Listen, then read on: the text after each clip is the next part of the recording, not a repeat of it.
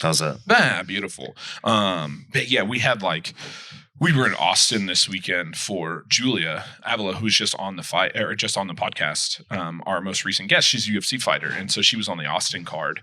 And so Laurel and I went down to Austin for her fight, and super cool experience being down there. But we were in Austin for a total of 15 hours. Yeah, it's like 12 hours of driving, both ways, 6 hours each way to be there for a total of 15 hours, was not the most fun. Like, we got done with the fights and got back, and it was, probably 11. We hung out with everybody because we all stayed in a big Airbnb. So we kind of hung out with everybody and probably went to sleep around like 12:30 and then back up at 4.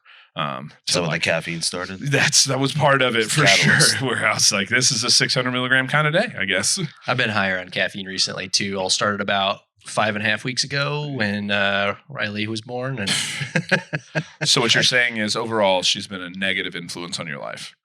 In that particular regard. Just kidding. Yeah. Funny note, are we recording, by the way? We are. We'll typically start it wherever Ryan thinks is a good place to start. So he might include this, might not. Yeah. So we just kind of roll with it. So. We'll wing it. Yeah. No, funny story is before we had our daughter, I did a caffeine detox for about 6 months because I knew when she came, it was going to be a ridiculous amount of caffeine. That's exactly what I did. It actually worked out really well. That's funny. How much were you able to keep up with your day-to-day as once your daughter got here? Like all the clients that you have and everything that you do, like did any of that have to fall on the back burner at all? I wouldn't put it on the back burner. I had to get the time management under control. That had to be the focal point, which I've always kind of had once I got into the entrepreneur of running my own business. But man, it went up another level. I'm sure. Once we had her, because I had to essentially, especially even right now, she's almost 2.5. And my goal in the morning, if you follow me, I get up really early, sometimes before 4 a.m. And I do that to beat her, to get everything done before she wakes up. So that could be, my morning routine, time with my wife, devotional fellowship prayer. She goes and does her workout. I'm cleaning up. I'm doing my cardio. I'm doing my sauna. I'm doing my plunge. It's a ridiculous amount of time to get all that done. Literally almost 2 hours. And then cooking for them. And she gets home and then everything's done before she wakes up. So it's go, go, go. By 7 a.m., 7:30, she usually wakes up. So she's a great sleeper because we sleep trained her.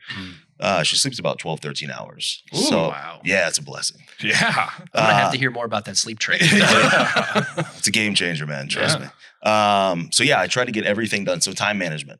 To keep not give you a long answer, keep it short. Time management was key. Once I got the routine down, like you said, we spoke off camera, routine is key. With anything in life, if you want to be successful, you got to have a routine. If you want to succeed in whatever task or goal you've set ahead of you, you've got to have a routine. But when you have a child, it becomes even more needed to be implemented in your life. It is such a unique factor to things where I always laugh.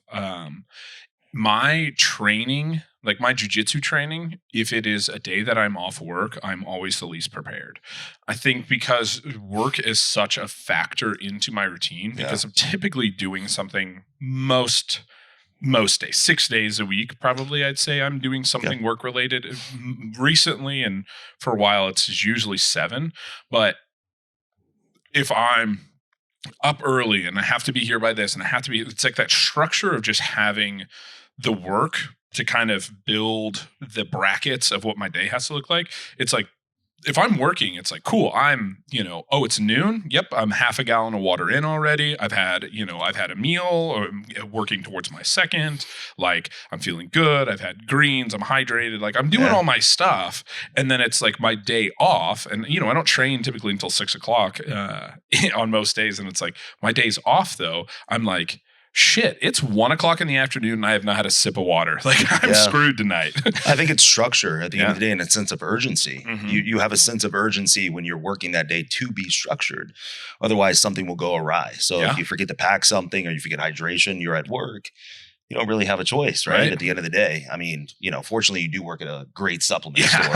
It makes life easy. But that sense of urgency is key. And I think that's what happened when we had a child is that sense of urgency got turned up even more. Like I'm a father. Yeah. I don't only have to take care of my wife, which is a huge responsibility and a blessing, but now I have another human being who's looking up to me. She watches every single thing I do.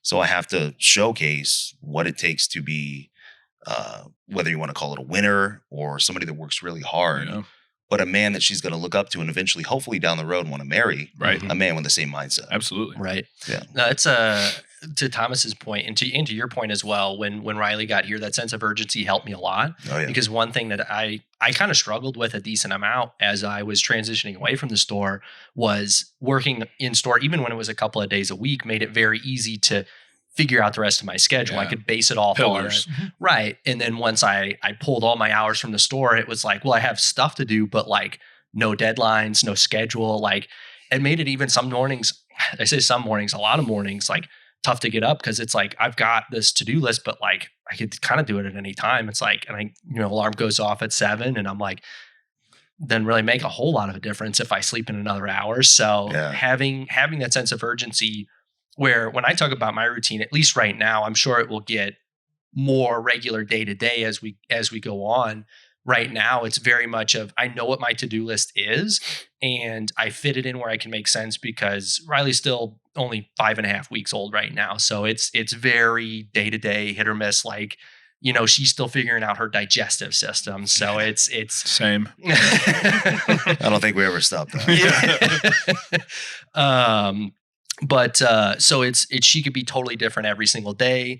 The amount of help that Alyssa wants and needs is different from day to day. So I've learned like I have my to-do list and if I get up early, I can start knocking stuff out.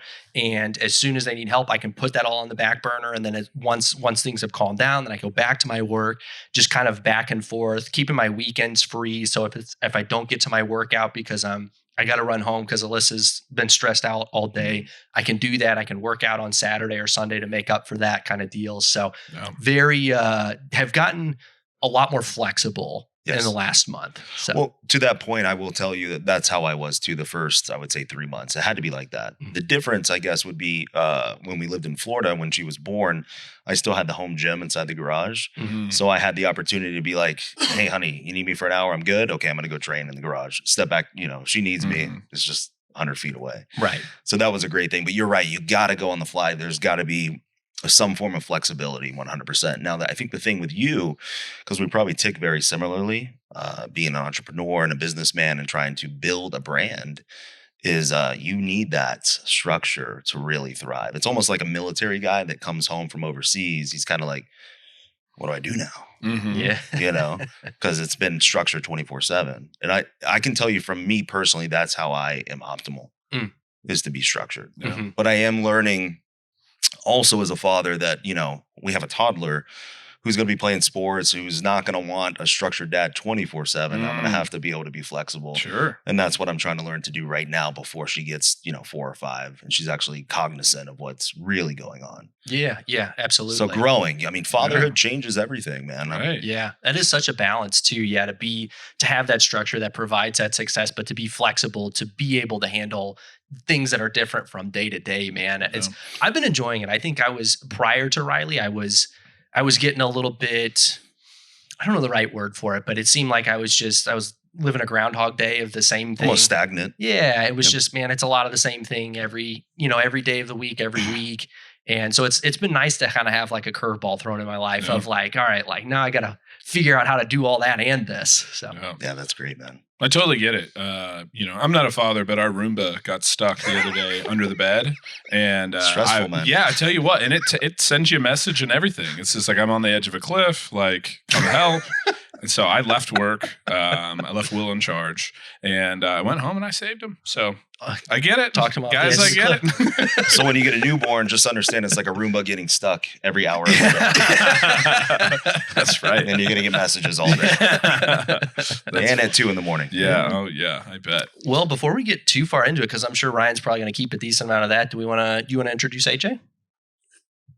I sure can. So we've got AJ Sims here, world-renowned trainer, big-time trainer, Cement Factory, as people will know you by on Instagram.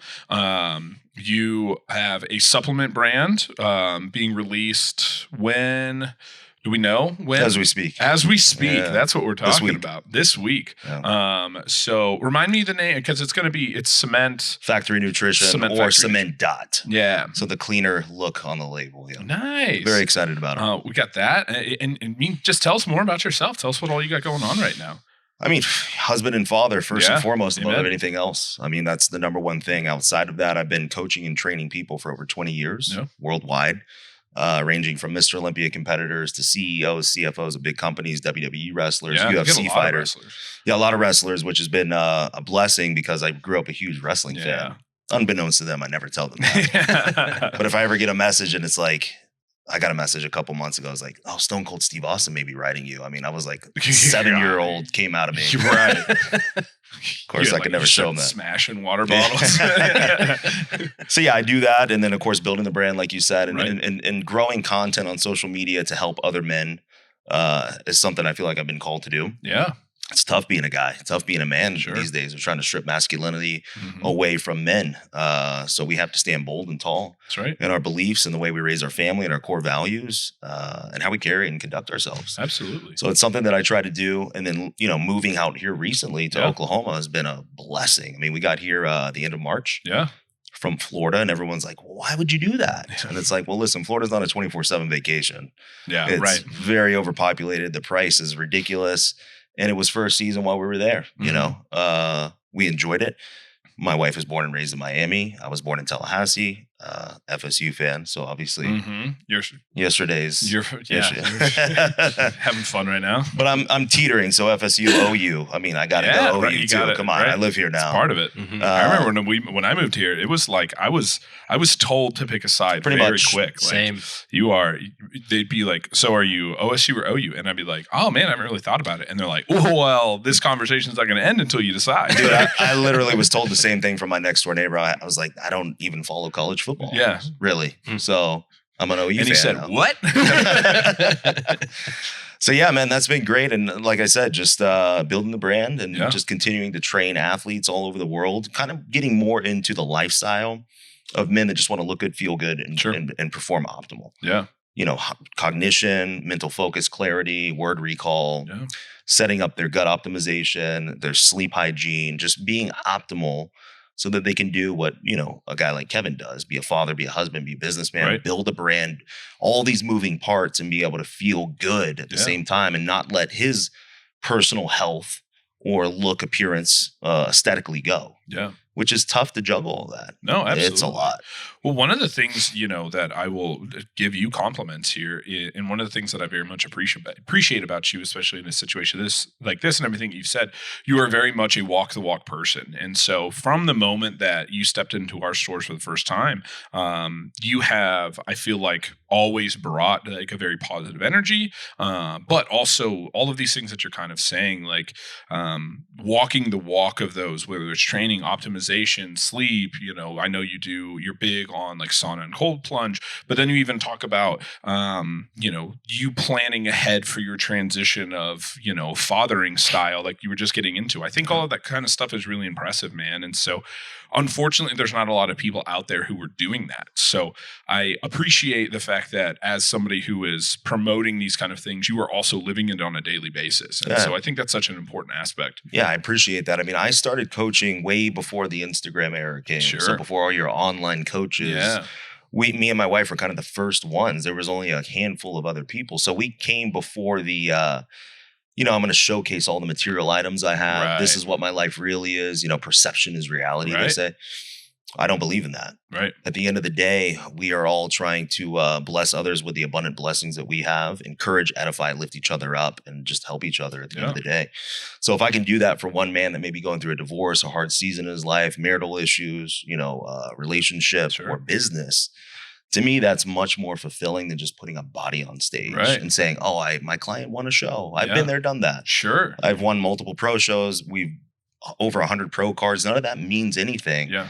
What means more is a man coming to me saying, you spoke life into me and my marriage has improved Right. because of the words or something you said. Well, and I think, for you, I can tell that, you're obviously a believer, and I think fellowship is a super important thing, and it seems like a very important thing in your life. And I think, again, I've watched you live that life, walk that walk, as in just from personal experience. I haven't been yet, but the amount of people and men specifically that I know, good people that you have opened your doors to allow to come and train with you, to come and hang out, like to do those kind of things. And again, I think that stuff is really cool. Again, you're saying like, I want to have a positive impact on people's lives. And you're like, okay, here I am to hopefully make a positive impact on people's lives, not like say it superficially and not actually do it. I mean, I know a lot of people who have, go and train with you and go and do these things that, I don't know if you know this, but the level of, stature that you have, you don't have to do that, and you choose to. And I think that's a super cool thing as,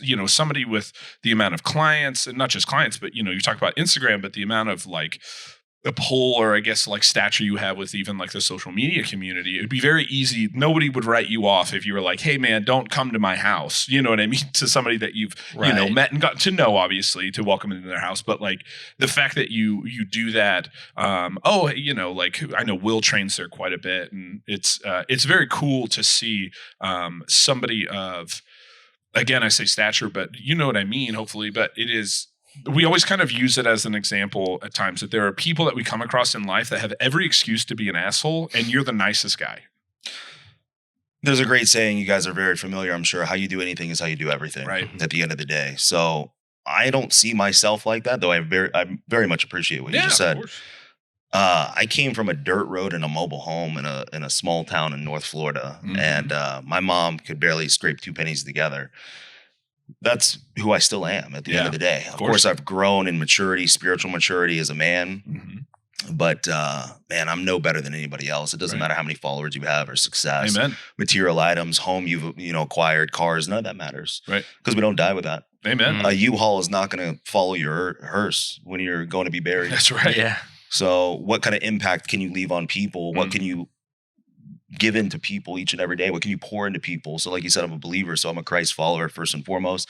It's not a religion, it's a relationship for me at the end of the day. And of course, religiosity has been perverted by the church system coming in and perverting it, just like men always do. We always mess everything up. But I try to show people the reality outside of the church is that we are the church. So when I bring individuals and young men into the gym to train with me, I'm going to make sure that they leave being encouraged and understanding that they have forgiveness if they want to seek it. They have love from their Heavenly Father. And I didn't have any of this until I understood it fully. I struggled as a young man. My parents divorced when I was 9. Though my father is a godly man, he didn't put too much effort into visiting a lot. So I had to raise myself a lot. And a woman really can't raise a man. As much as I love my mom, she instilled a lot of great things into me. But at the end of the day, men really have to be there to show another man how to grow up. That was the coolest thing. So I've joined for 2 sessions now at the dump, and that was the biggest surprise to me was, kind of learning who you were, especially when you moved to Oklahoma City, from Will, of, him, especially he's still kind of getting to know you, and he's listing all your accolades. Of, man, he's helped this many people get their pro card, and he's worked with this person and that person. I'm like, man, this guy's a big name. Like I'm hyped to go, like super humbled to be able to catch a workout with him. And during the workout, I was also very humbled, especially on that leg day.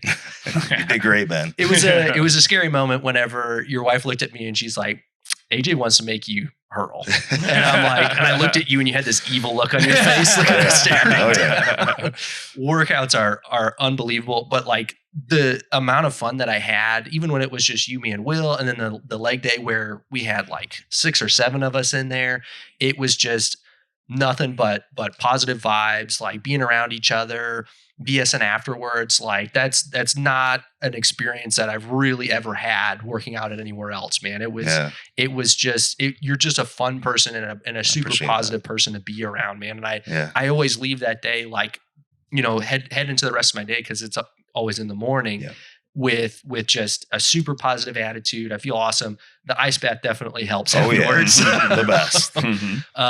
But yeah, that was the biggest surprise of like, holy shit, like this guy's not only like a big dog in the industry, like in a well-known name, but like just a super cool guy. So it was I very appreciate that, apparent the man. first time I was over there. Well, I pay it forward kind of. When I moved to Las Vegas, which I did live in Las Vegas, my mom moved me out there when I was 15 to pursue bodybuilding. Really? Yeah. Could you break down that story a little bit for Yeah, us? it's a fun one. So we went out to the Mr. USA contest, which is a pro qualifier in 2003.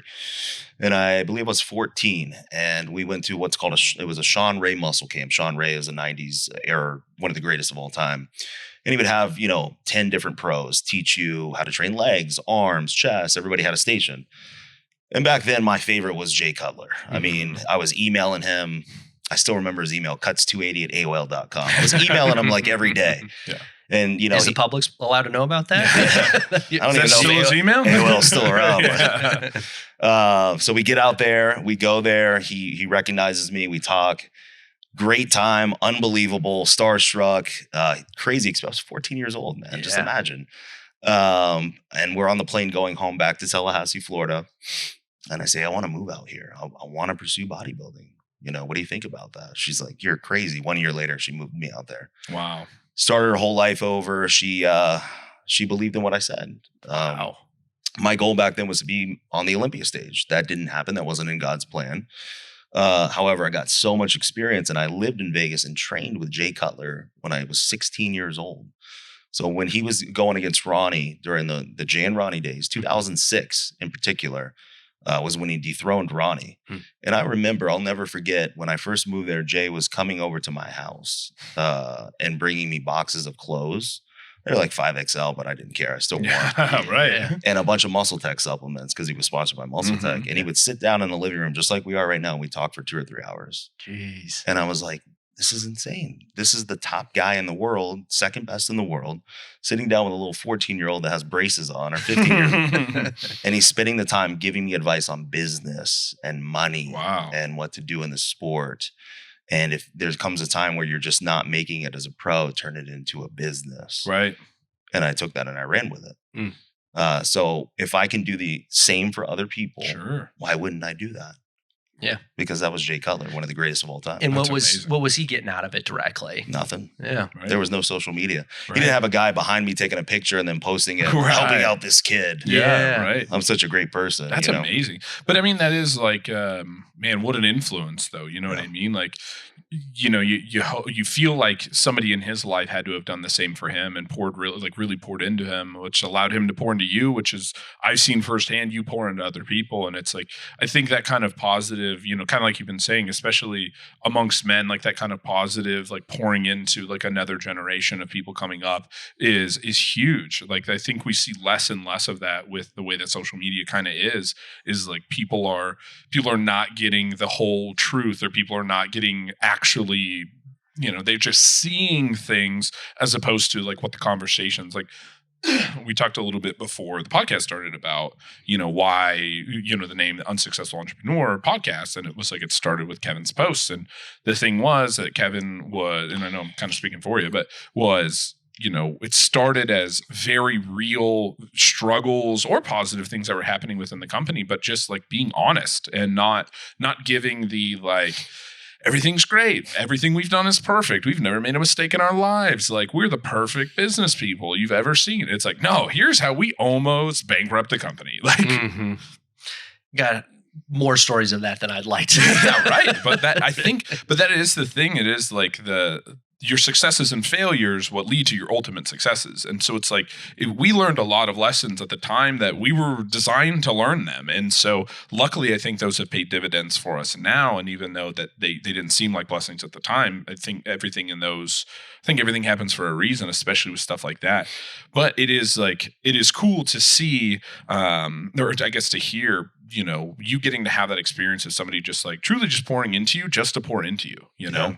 For no other reason. Like you said, you got nothing out of it. So to caveat on what you said about the name of the show is, I mean, Lord, I can't even tell you how many failures I had coaching people. And the fact that me and my wife, we've been together for 13 years. And I remember probably 2 years into our relationship, we were homeless for a short period of time. Yeah. Wow. Driving around in a U-Haul with our oldest dog. She's still alive now. and had nowhere to go. And I actually had a client I was doing one-on-one training with, and I called him. I said, listen, we have no place to go. He's like, well, I just moved out of my apartment.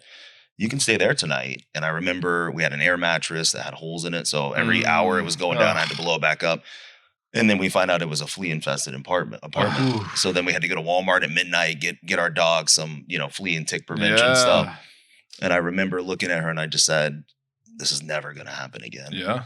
I'm going to do everything I can to provide. And I think it was 22, 23 at the time. Wow.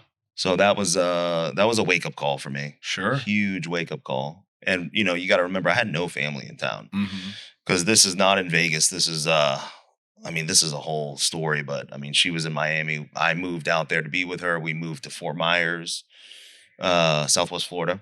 And then just, we went through some hardships for about a year or two financially, overdrafting the account when the electric bill came out. Yeah. And just persevered and pushed through. And I told her, I said, listen, we got to keep pushing and grinding. Right. We're being forged by fire right now. This is going to build the gratitude and appreciation. Nothing worth having comes easy, ever. Otherwise, it's not worth having it. Right. Right. So that was a huge transition that was a pivotal moment in my life where my eyes really opened. And I think that's why I have partly the work ethic I have now, because that was a traumatic experience for me to be essentially homeless. Right. Right. And have $0 to our name and didn't know where to go, where to buy food or anything. What are those hardships? How have those influenced your relationship with your wife and your family today, going through that together? I honestly wouldn't trade her for the world, because she's been through everything with me, through thick and thin, as kids coming up with nothing. Yeah. I will tell you, back then I had more of a chip on my shoulder. My motivation was to prove everybody wrong. And that's cheap motivation. That will come and go. It's fickle because it's a feeling, right? At the end of the day, you have to prove yourself right. You prove yourself right. So if you set a goal for yourself, you're going to do it. I talk about this every day, discipline over motivation. There's going to be days we feel like doing things, but discipline is doing those things regardless of how you feel. Right. I had a buddy that talked about that at one point in time, is you build trust with yourself. Of if you set a goal if you set a goal but don't meet it, you lose trust. Of if you set another goal, you lose trust that you're actually gonna fulfill that and see that out. But man, I have a very similar feeling towards my wife, where I as a child, I had a decent upbringing. My parents provided fantastically for me. Our hardships were definitely moving here to Oklahoma City. We almost ended up having to live in the back of the store because no one would rent a house to 4 people that didn't have a job, but they said they were starting a business. So and 2 Great Danes. Yeah. If we could convince anybody to rent to four people that didn't have a job, the thing that got them was the 2 Great Danes. That's got to be a tough one. No joke. I probably applied to 100 different houses. To rent, and it was like, we might just have to live in the back of the store for a little bit. It ended up being the rental property of the business realtor. Nick, right? The commercial real estate agent, which was like the only person we knew in Oklahoma City. It was Chad was talking to him, hey, we're moving out soon, but we're just having a tough time finding a place to live, and explained our situation. He's like, well, I know the boat that you guys are in, and I've worked with plenty of people like that before. He's like, I'm currently moving out of my house right now to a much nicer house. He lives a real nice neighborhood now. He's doing really well for himself. But he's like, but I'm putting my house up for rent. Do you guys want to move in there? And we're like, do you want us to move in there? And we're like, he's like, no, I understand the business situation. We're like, okay, but also we have 2 Great Danes. And he's like, I got like 3 dogs myself, and had like this whole pen in his garage for his dogs to go in the backyard and everything. It was like, perfect. This is unbelievably perfect. Yeah, that worked out so well. We were this close to having to live in the back of the store for a little while. So you remember those things, and what does it do for you every day? Remember why you started. You've always got to remember the foundation, where you came from. And I think the worst thing people can do is forget that. I don't care how much success you acquire. We all started from ground zero. Right. And everything that we acquire is a blessing, not of our own doing. We have been blessed. So why would we not bless others? It's the same thing the way you guys run this business as a whole. It's the first thing that I noticed when I walked in the building across the street, and I was greeted like I've never been greeted in a supplement store, and I'm talking 20 plus years in this industry, where they were genuinely caring about how I'm doing and how my day's doing. Then it was reoccurring every time I walked in. How's your day going? I was like, wow, I told my wife, because she grew up working in vitamin shops and life extension. So she knows protocols with supplement stores. She's like, this is different here. And then I meet you guys, and then I understand, okay, it's the culture, it's the environment. So it's setting the culture and the environment around every individual you're around, because if we're not living that, then the people looking up to us and we're telling them to do something, but we're not doing it ourselves, come on, we hold no credibility. Right. Well, and something you kind of said earlier that kind of stuck with me a little bit. And I think, it's something that we have, I think, been firm believers in forever when it came to this company was, like, we always did it to build trust in ourselves. And I think where we hear a lot from certain people is they're like, oh, and they start talking about like other supplement stores. And we're like, oh, like, whatever. Like, it's funny. And I don't mean to sound like boastful, I guess, but it is so much of an afterthought, and not because like we don't appreciate or view competition. It's just that, like, them. Yeah, but it's like, our goal has never been, we've never like sat down and been like, okay, who are we putting out of business this year? You know what I mean? It's never been about that. It's never been to beat somebody else. It's like, you come across people, and I've met many people in my life who are like this, where you meet people who have to have an enemy and they have to be fighting against something, or they can't motivate themselves unless they do. And that is one thing I'm very proud of when it comes to this company, is that like, we are motivated for us. Yeah. We're not motivated. I don't get up and get excited about, oh, so-and-so closed or whatever, but it's like, and obviously we make business decisions that make sense for us, but it is something that, like, our motivation is, again, to build trust within us that we can do this. Like, we can be successful. We can actually continue to grow this bigger and bigger by going against the grain of what a supplement store model is. Like, we can do this in a way that just builds trust in ourselves, in the company, and in the industry, that this is how this can actually look. Because for so long, the industry has been just the same exact mold and design, and we've watched it either fail or just be gross for so long. And it was like, it's so funny because, like, people are always bringing up like other supplement stores, or we have had, situations where other like places of competition have lashed out towards us, and we're always like, have we ever like even interacted with you before? Like, if you if you feel the need to hate us, I guess you can, but like, man, we have nothing but like, we hope you do great. Like I probably get a message every day asking me on Instagram what I think about another coach or what this athlete's doing. And my honest answer is, I don't pay any attention to what anybody else is doing. Right. Because then I'm wasting my energy where I need to be putting it back into my athletes and my craft and what I'm doing. Right. So I don't see the competition. Not that there's not competition. Sure. But my focus has to be on what I'm doing. Right. And I think that's one of the biggest problems when you continue to scroll on Instagram and you get to that Explore page and you're seeing what everybody else is doing. Yep. How much time do we waste doing that? That's number one. Number two, you said you build trust with yourself when you hold up a promise. What is the number one thing that they break a promise almost every day? The first promise is when they set an alarm the night before and they hit snooze. Mm-hmm. You just broke a promise to yourself. Right. Yep. One of the most simplistic things to do in the morning is not hit the snooze button and make your bed. Right. And it's a methodical, it becomes redundant almost. Right. But it sets your day up. You just made a promise and you got it done. Okay, what's the next thing that I'm going to do? Well, and you start looking at it, and I think I apply this to my life a lot, where it's like, I maybe have the opportunity to be a little lazy at something. And I know myself well enough that I cognitively sit and I think, I can't do this because if I make it okay today, it'll be okay tomorrow. And the problem is I will fall into that spiral of like, well, then it was okay. So then I do it again, and then I do it again, and I push the inch a little further and a little further. And I can be honest with myself, I do that. And so for me, it becomes like a very much like if I cheat this now, I'll cheat it forever. And so it's like, I have to just make that a conscious decision of just don't do it.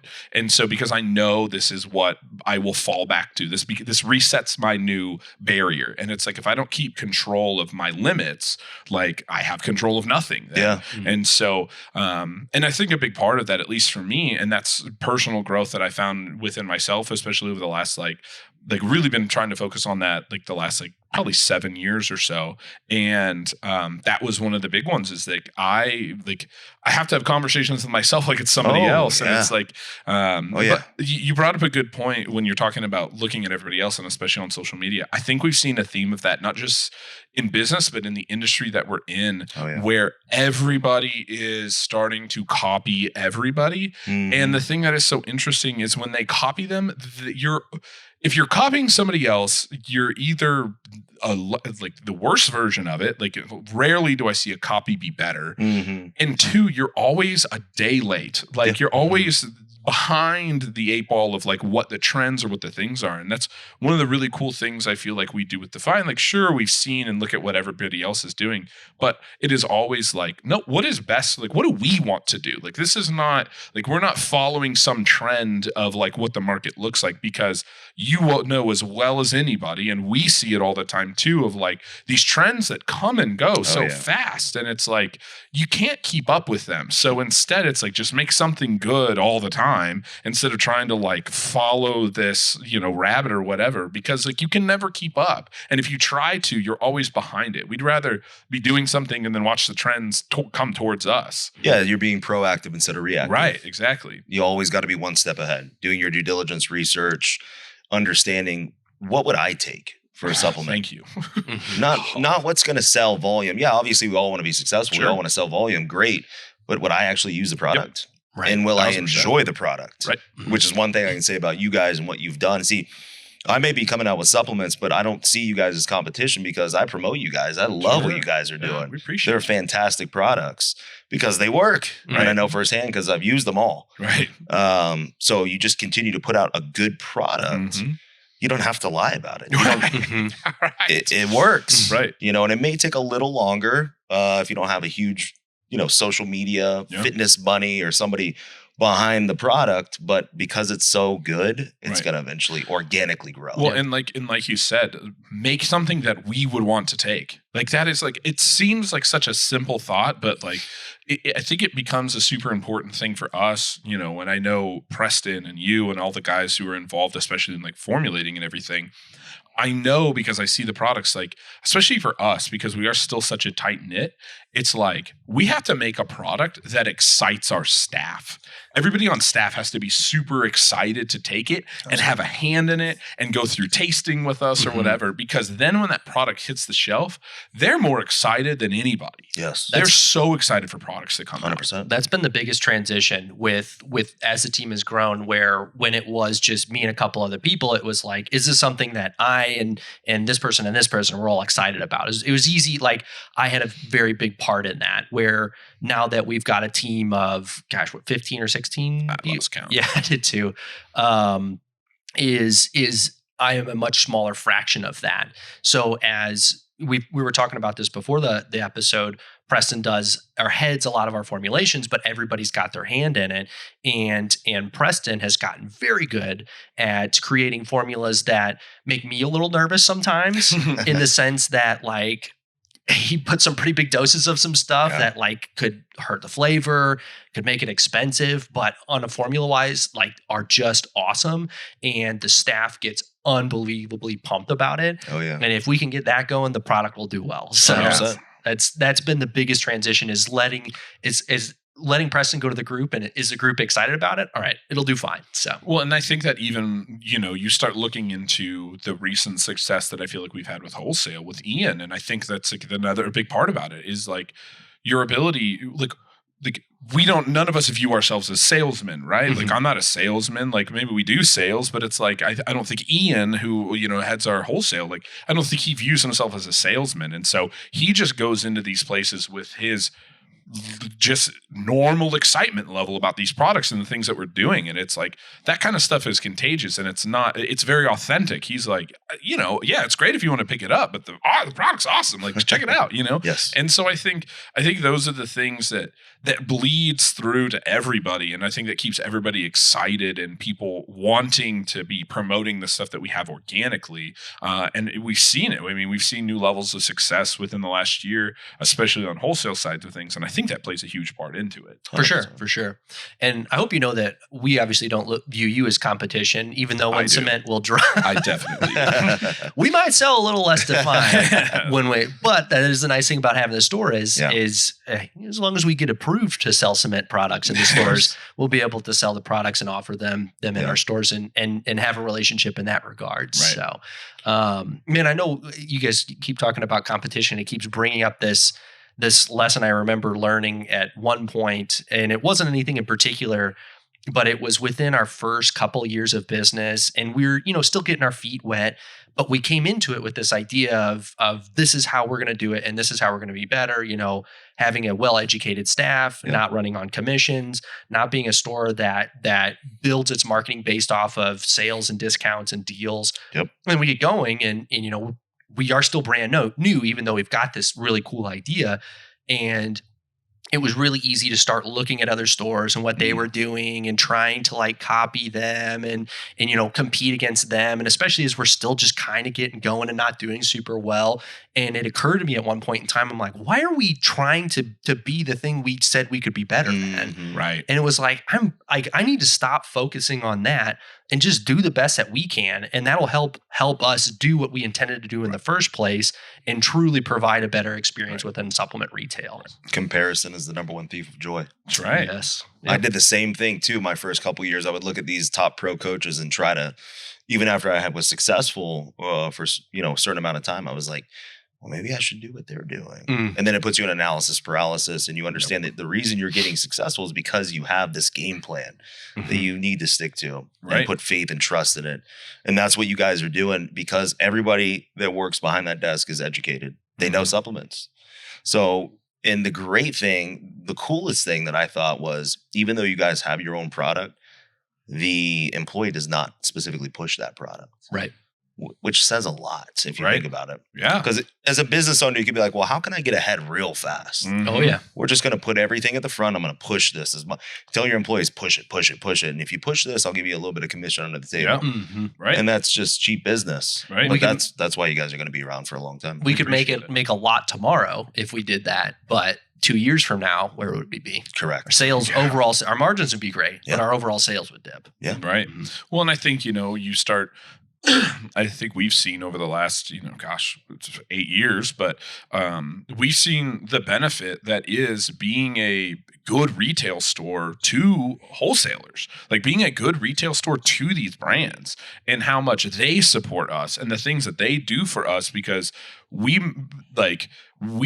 move all products. You know what I mean? There are supplement stores out there that are very successful that sell 90+% their own brand. Yeah. And sure, I'm sure it feels good as a wholesaler to like get into one of those locations, but it's like, if you were to talk to, people that we have close relationships with or brands that are popular within our store, they're probably stoked about being in with us. You know what I mean? And that's not to pat ourselves on the back, but it is one of those where it is no cheap deal where like, yeah, we'll pick your products up and then, we'll throw them away when they expire. It's like, no, if you're here, man, like, and they're popular and you help us out, we will help you out. We will move these products. You know what I mean? And like, but they come with the caveat that it's got to be a good product. It's got to give you a good price. It's got to be something that our customers like. The one thing I will pat ourselves on the back on is we have the most educated customers in the industry. Yeah. I will fight that to the end of the world. That I have talked to, I can't tell you how many times, especially like Quail, where like we've been talking to people for 8 years. Man, you could have a 68-year-old woman walk in and start looking at stuff and see a new brand and be like, is this protein low temperature processed? like, and you're like, that's all. You could go work at a supplement store. You probably know more than most people do. It's like, and they're like going through like, yeah, but this is a little under the efficacious dose of citrulline. And you're like, you're right, Grandma. Like, you got it. And that makes it even better when your employees know the same amount, if not more. Right. They're like, wow, this is a great place. Right. You know?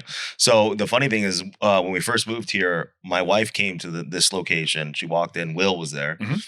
And she started asking him questions to kind of pick his brain a little bit. Sure. And then, he divulged, and I've competed before. And she's like, well, do you know who my husband is? And he's like, no, what's his name? Well, Cement Factory. He's like, nah, I don't know him. She's like, perfect. And that's why he was invited right away. Right. Yeah. You know, because it was legit. It was original. It was organic. It was great. And then I met Tyler and then you, of course, and Kevin came and just have been blown away by the process of what you guys have built. And I don't say that a whole lot because, I've been around a lot. Yeah. And you brought up companies that push their products, like Max Muscle comes to mind, Total Nutrition, where all their products are pushed up to the front. It's like, that's not what I came here for. I wanted to see if you had what I was looking for. Right. No, but this product's better, you know? And it's like, come on. Yeah. So just do, we wouldn't tell you that. Yeah. So not forcing it on people, but, just creating what Define is. And it's a great quality product. Right. So I always tell people, because guys will come to me and say, what advice can you give me to be a coach? I want to be a coach. And it's, well, you have to have a lot of passion for what you do and care for what you do and work on your craft. And every time you fail, take notes and make it that much better and never rest on your laurels. And a lot of people hear me say that, but they don't really know what that means. That's your past success creates this comfortableness where you're like, okay, I can rest. Right. Where you don't want to achieve anything else. That's resting on your laurels. No, I want to do more. Right. So I'm proud of what I did, but I'm going to continue to do more because I have the opportunity to do more. And that's what you guys are doing. Yeah. Not only with the retail, but also the supplement too, because there's a lot of retail companies. You guys are not this huge, like Max Muscle's clothing brand. They've been around for 30, 40 years, but you guys are doing everything right now. Probably from one store that you came to Oklahoma City with, and now you're building this brand. I love to see it. I love it. We all have the opportunity to make money and be successful. So I never understand why people are competing with each other and want to put each other down when there's enough money to go around. Right. And money, there's a ton of it. And we can always learn from each other. Nobody knows everything. The only stupid question is the question not asked. Right. So you guys just keep doing what you're doing. Yeah, and it's interesting to us because again, it's like we don't have a lot of rules per se at Triad or Define or whatever. The number one rule that we have is we speak poorly about no one. Yes. Like you don't talk about competition. I don't care. Like it is trained within the dialogue of like through training as somebody who does a lot of our customer service training. I come in and I say, and don't take this as me talking crap on somebody, but I come in and I say, man, this place is so much better than GNC. Man, I'm so tired of talking to those jerks over there. And it is like, you do not feed into it. That is not what we are here for. The first thing that you say is, they just have a different model than we do. And one of my go-tos when I talk to people is like, man, if that's what it is, when people talk about what it is, I'm like, man, it's gotta be rough to be one of the employees. It's integrity, man. Right. And it's beautiful. And it's a huge part because it's not what we're about. We're very much in the like build your tower as tall as you can, like, and you'll be able to see over everybody else. It's not about knocking everybody else down. You don't have to do that. And the more you do, the more we change the conversation. Like we had a person one time who'd come in and who was complaining about another supplement store, and we kind of was just like, they're good guys over there, just got a different model or whatever. And we kind of gone through a normal thing, and at the end of it, this person was even kind of like, man, you even didn't let me talk bad. Like, you're so nice, and you even didn't let me talk bad about another supplement store. I'm like, it's just, it's not what it's about. Like, we're here, you're here with us now. Let's take care of you. Let's not worry about that. Let's not worry. None of that matters. It's an amazing business model that people need to take after that. And I think, again, kind of like you were talking about, but it's like, we just love, like, it's so cool for us to see other people doing something similar to what we are. But it's like, man, it's just so fun to watch other people be successful by doing it right. You know what I mean? By not tricking people, not tricking their customers, not tricking their clients or whatever. It's just, you know, it's staying away from the cookie cutter stuff. And it's just like, man, we're just here to help genuinely. Yeah. And it's like, and if we can do that, I think that will always go noticed, you know? I mean, it's kind of how we run our business with coaching. I mean, the way that I do it is when someone writes me to work with me, they get the initial intake form, but then instead of just signing them up and taking their money, I do a phone consultation for free. And I do that because I have to make sure it's a right fit for both of us. And I say the same thing to them because this is a working relationship. I'm not just going to send you a diet, cardio, and tell you, you know, be on your merry way, check in a couple weeks. I want to help you grow as a man in every avenue of your life. So if you want to allow me to come in there and work on the psychology of who you are, what makes you tick, that's what coaching is. And I think a lot of fitness coaching has been muddled by just, here's your diet, here's your cardio, you know, here's your PEDs, whatever the case is, go ahead and do it. You check in a week. But they're missing the whole point. And I just made a post on my story about that. If all you're doing is training the body as a coach, you've missed it. Right. Because it's all about the psychology. It's about the spirit. It's about who that person is inside, what makes them tick. We're all human beings. It's not just another number. And that, you know, that is something that I've grown over the last decade doing because when I was younger, it was more of that, what you talked about, more fast money, just get the job done, do it to the bare minimum and be okay with it. And then I got a wake up call that that's not going to be long lasting. I got to really care about these individuals. And that was growth that I had personally as well, where I truly, genuinely care about each and every individual I work with. Now, there are some men that don't allow me to get into the mindset because they're more closed off. That's okay. But for the most part, when I work with an individual, it's about learning who they are as a person. And then you create this relationship where I've had clients for 7-8 years. I mean, these guys just don't stop coming. Right. And I'm like, dude, I've taught you a lot, man. Like you could go on your own if you want to. And it's one of those things that, you know, they know that I'm there to be more than just a fitness coach. You know, here's your diet. Go ahead.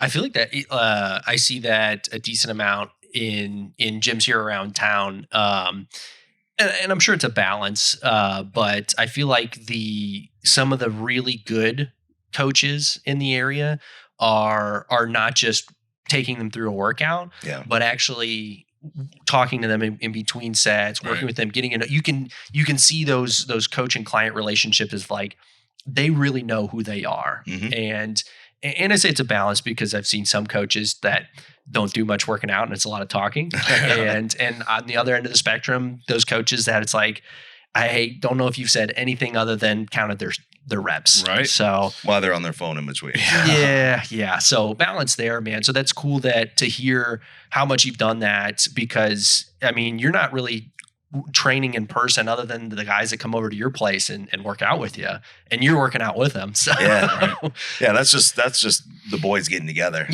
People always ask me like, do you train people one-on-one? I'm like, no, this gym is just for me and my friends. To enjoy and have a good time, and iron sharpens iron. It says it right there in the middle of the wall because that's what we're there to do. You know, and if you walk in with a negative attitude or maybe you had a fight with your wife the night before that morning or whatever, man, we all go through stuff. We all have bad days. I have bad days. You're going to leave encouraged. I'm going to make sure before you leave, you're encouraged and you're ready to go.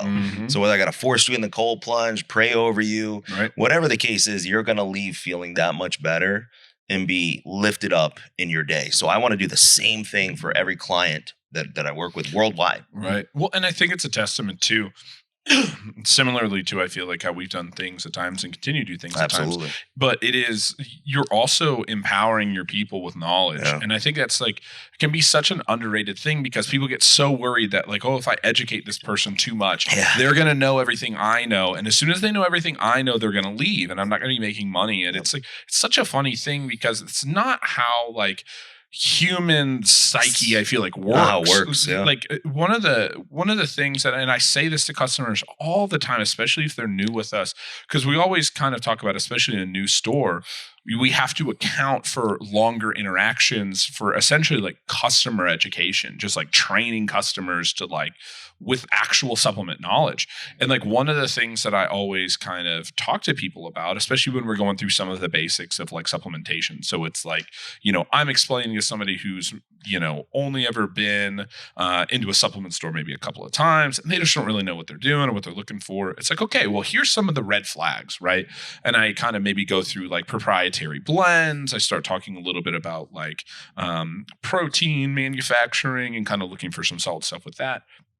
And one of the things that I always say to them is like, hey, like this is important in case let's say you're at another supplement store and you're trying to make a decision. These are some things to look out for of like, I probably don't want to go for this one. Yeah. I would probably prefer that one. Absolutely. And it is something that like people have stopped me many times and been like, you're like they don't say it this way, but it's almost like you're educating me in case I'm not shopping with you. And it's like, yeah, a lot of people will shop online. Maybe you're out of town or whatever, but like, let me empower you with supplement knowledge. That way you can make better decisions for the long term. Because again, like if you just care about the people and their long-term success with this, they would 99 out of 100 times return that with loyalty because 100%. You're showing them that you actually just give a shit. Yeah.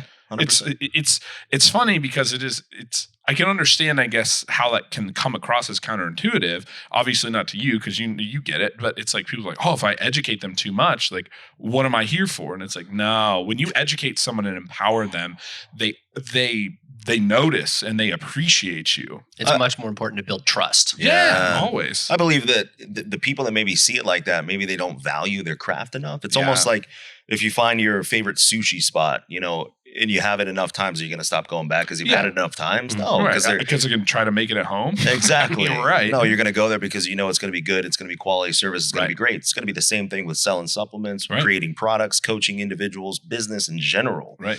Is showing care, filling knowledge, and not being concerned because that's an insecurity, man. Like if you're just sitting there like, man, if I teach them too much, I just don't know if they're going to. That's like a chiropractor not fixing you and you have to keep coming back because he doesn't want to adjust you the correct way. Right.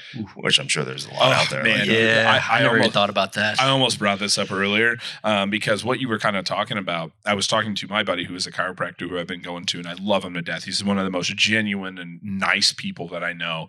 And he kind of talked about getting out of chiropractic school and kind of figuring out his own business model of kind of how he was going to do things. And he started surrounding himself with some people that were successful chiropractors. Yep. And chiropractic is one of those things that can be very scientific or can be a little bit hokey. Just kind of depends on what angle they go at.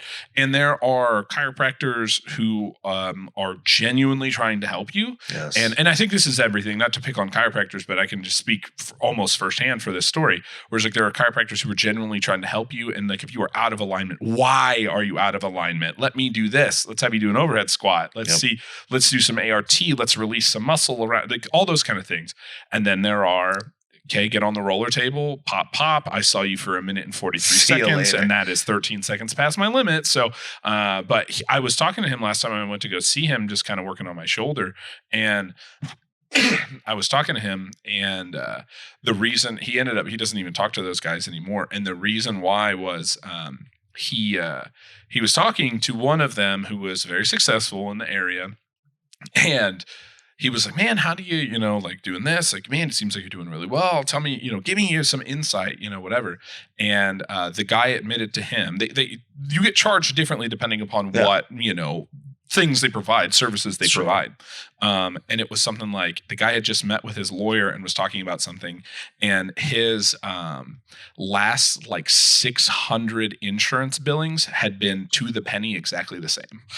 Wow. So the last 600 people he had treated, he had done the exact same regimen to with absolutely nothing different. 600 people in a row. That's unbelievable. And he had met with his lawyer because the insurance company reached out to him and he was like, he thought he was going to get in trouble. And the lawyer was like, nah, it's fine. It's not a big deal. But it's like, it just goes to show you of like, you talk about these cookie cutter things. Like here's your nutrition, go, here's your cardio, check in 2 weeks. It's like that exists, unfortunately, outside of these, and it exists in medicine and those things.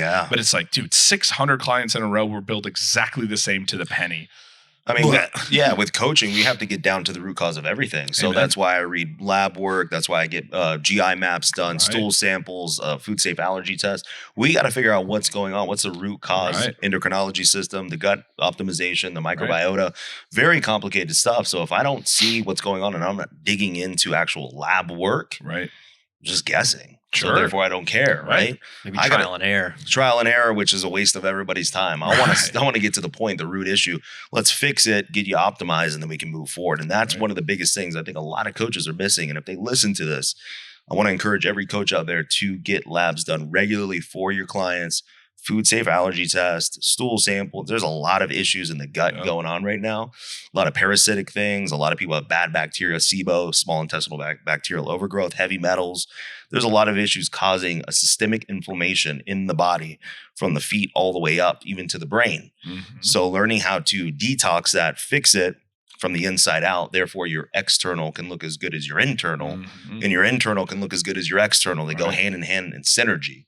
So one without the other. You can only look so good on the outside if your inside is running bad. Right, for sure. So fix the inside so the outside is not only looks great, but it's long lasting. Right. So then we're getting down to the specifics of I really care about this person. Right. Yeah. Like I genuinely care about their longevity. I care about everything. And I'm not just here again. I think, the advice, I guess, or the, unwarranted coming from me, but is like if you just actually genuinely care, like people take notice to that. Like I care about your long-term success in life and things outside of just like you paying me money. Like, and I think that people, I think that has to come from like a lack of passion or a lack of influence in their life or just a willingness, like I was kind of talking about earlier, to like continue to push the boundary of what you consider success, like acceptable in your life. And I fall trapped to that too, where it's like, if this is acceptable today, it's acceptable tomorrow, and it becomes something that's okay in my head. And then and then I push it an inch further, and eventually, you're billing 600, clients in a row the same way if you're not keeping yourself accountable. And then what do we define success as? I mean, everybody sees it a little bit different, right? So to me, success, obviously, yes, we want a financial freedom. We want times with our family. We got to provide. We're men, so we provide. But success is not just what you're doing for yourself. It's what you're doing for other people. Mm-hmm. Creating that type of success through a culture and an environment where people can look back and say that person really, not only did they fix me, help me, they actually cared about me. Right. That is success to me. And if you cultivate that on a long-term basis, your business it's not going anywhere. Right. It's not. It's just going to continue to grow organically and grow exponentially bigger than you ever could have imagined. Right. It just takes a lot of grunt work. You have to be willing to do the work. And you don't wake up in the middle of the night with cold sweats. Like, I sleep great knowing that we take care of people and help people out the right way. Man, one thing that is, I think, a huge testament to you as well is that obviously a lot of your client base is really all online more than anything. But the culture that you have built with the people that are here in Oklahoma City as quickly as you did is impressive. Yeah. Because how long have you been here now? Since first week of April. First week of March. So, gosh, it seems like you've been here so much longer. Like you've immersed yourself within the community. You've got a group of guys that go over to your place almost religiously. Yeah. I'm jealous of how often Will gets to go train over at the dumps. So, but man, that is, and how many guys just like you've really gotten close with, man. I think to me, from my perspective, man, that speaks volumes to how big culture is for you, man. Yeah, I had to take a step back a couple weeks ago. I think there was like 10 people training in there, and I just took a step back and I looked at this and this is so cool. Yeah. Not because this is something I own, but it's because these guys are having the time of their life. Number one, they're growing in their mental resiliency, physical resiliency, but they're just having a blast. Yeah. And I think that's the coolest thing because, people are like, are you going to make a dump gym in Oklahoma? No, absolutely not. Yeah, right. That's not my goal. I don't want to be a gym owner, but I want to help others. I mean, we're going to continue. It's going to sound so repetitive and redundant on this podcast, but you can't say it enough. Care about others, help each other, lift each other up, cultivate an environment. Your life is going to be there's going to be so much more joy. Mm-hmm. And then I see that my wife watches that. And then I see that my daughter's watching that. Because we always bring her in after every time we get done. She's running around. She knows all the guys. Yeah. And she just sees what's happening. So eventually she's going to get older and start asking questions like, Right. why do you do this? Does everybody do this? Right. Why is this important to do in life? And you're helping another human being understand from a very young age that if you can help other people, encourage them, lift them up, that's success. Right. Yeah. That's true Amen. success. That's huge. Yeah. So one question that I don't know if I've ever gotten to ask directly, or I've gotten maybe little tidbits, but never an answer directly. Why'd you pick Oklahoma City? So me and my wife, we decided that we wanted to put our house on the market in Florida. It was a hot market, still is to this day. Yeah. We got a make me move price, right? And we were like, okay, where are we going to move? Because we're not going to stay in Florida, because the whole purpose of us moving is to get a bigger property, more land, something we could never afford right now in Florida. Okay, cool. Where are we going? So we Googled the reddest state in America that have the same type of views, conservative views that we have. Sure. And it was Alabama or Oklahoma. And Alabama's a little too rough around the edges as far as crime. And being that you have a city, close by Birmingham is pretty crime infested. And then we came across Oklahoma City, known as the happiest city in America. Is it really? Yeah, that's what they call it. Yeah. Oh, okay. And then we found Yukon, and we got on a plane 2 weeks later, came out here, stayed at a home 2 suites in Yukon, drove around, saw the house that we live in now, and we're like, that's it. We want to. Wow. Didn't know anybody here, no family here. You want to do it? And she's like, she was scared at first.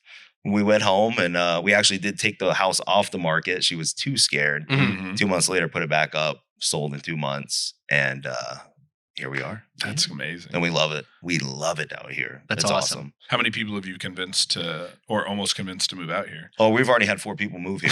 Really? Everybody that comes out here wants to move here. Yeah.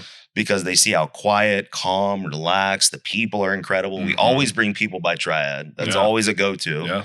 The food's great downtown. I mean, yeah, you're landlocked. Yeah, you get crazy weather. It changes every 30 minutes. But if you can overlook that, I mean, this is an unbelievable place to live and raise a child. Yeah. We have a pretty similar story. It was, we decided on Oklahoma City because we wanted to open up our own supplement store. So I don't know how much you know, but I started with 2 partners that Thomas and I used to work with. They were around for the first 2 years, left at the very end of 2017. But when we were trying to open up our own store, we were all currently, Thomas included, working at Supplement Superstores owned by Andy and Chris with First Form in Springfield, Missouri. And we said, hey, if we're going to open up our own, we gotta go somewhere else. We can't stay in Missouri. And, Springfield, St. Louis, and Kansas City were all kind of taken or spoken for kind of deals. So it's like, man, we could go really anywhere, but we can't stay here. So we legitimately pulled out like this map of it's like a grade school map of the United States, like one you see like pinned up on the wall. And we're like, well, what about this city? Well, what about this city? Like, well, are we staying too close? Like, maybe we look all way out on the West Coast or way out on the East Coast. And we pulled a handful of different cities, and Oklahoma City was one we just kind of happened to pick. Yeah. And we did research on that. Funny enough, we did research on Oklahoma City, Denver, and Miami. Wow. And when we went to the bank, we were younger kids, so we were pretty gung-ho on trying to get to Miami. Yeah, of course. Oh, yeah. So we went to the bank who kind of pre-approved us for our first loan, and they said, we don't know about Miami. What about Oklahoma City? And they really hyped up Oklahoma City and how much it was growing. At the time, it probably is a similar stat, but it was like 2,000 people a month were moving to Oklahoma City at the time. Wow. And we said, okay, we'll go check it out. That sounds decent. It's not too far away. It's like a 4-hour drive from Springfield. Yep. And our first trip here, we just absolutely fell in love. Yeah. It was just like, man, it's nice. Everybody's so friendly.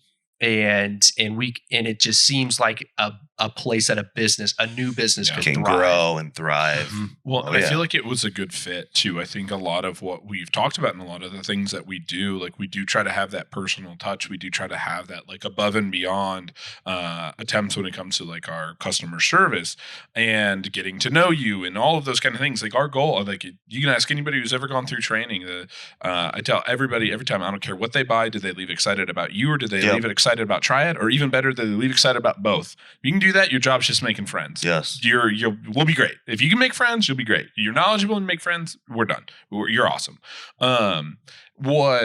I feel like it was absolutely a blessing for us in the long run of finding a place like Oklahoma City where we had the opportunity to really thrive and grow, but also in a place where I felt like our model and our idea of what this company should be would be truly appreciated by the community that we were in. Yeah. The support we saw from the get-go was people were that, oh, this is local? Like, yeah, I'll shop with you. And like didn't have a second thought. And it's like, well, like we're cool for other reasons too. So right. But it's like, you get into some of the bigger cities where it's kind of like not everybody wants to get to know you. There's not it's not that same friendly kind of environment. We have people who come in and sit down and hang out for an hour, at every store. And it's like we love it. And it's like, there's places where, I've been even traveling where I'm like, hey, how you doing? And they're like, oh yeah. Are you talking to me? Oh, yeah. Like, all right.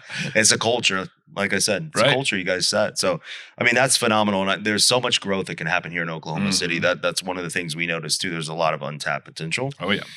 And the funny thing is when we visited last year in October, the day we were flying out is when you guys were doing your Triad sample. Oh, yeah. And I'm good friends with Sean of Pride Foods. Yeah. And I was like, what is this? He's like, this is a huge event that these guys at Triad. I was like, what is Triad? Yeah.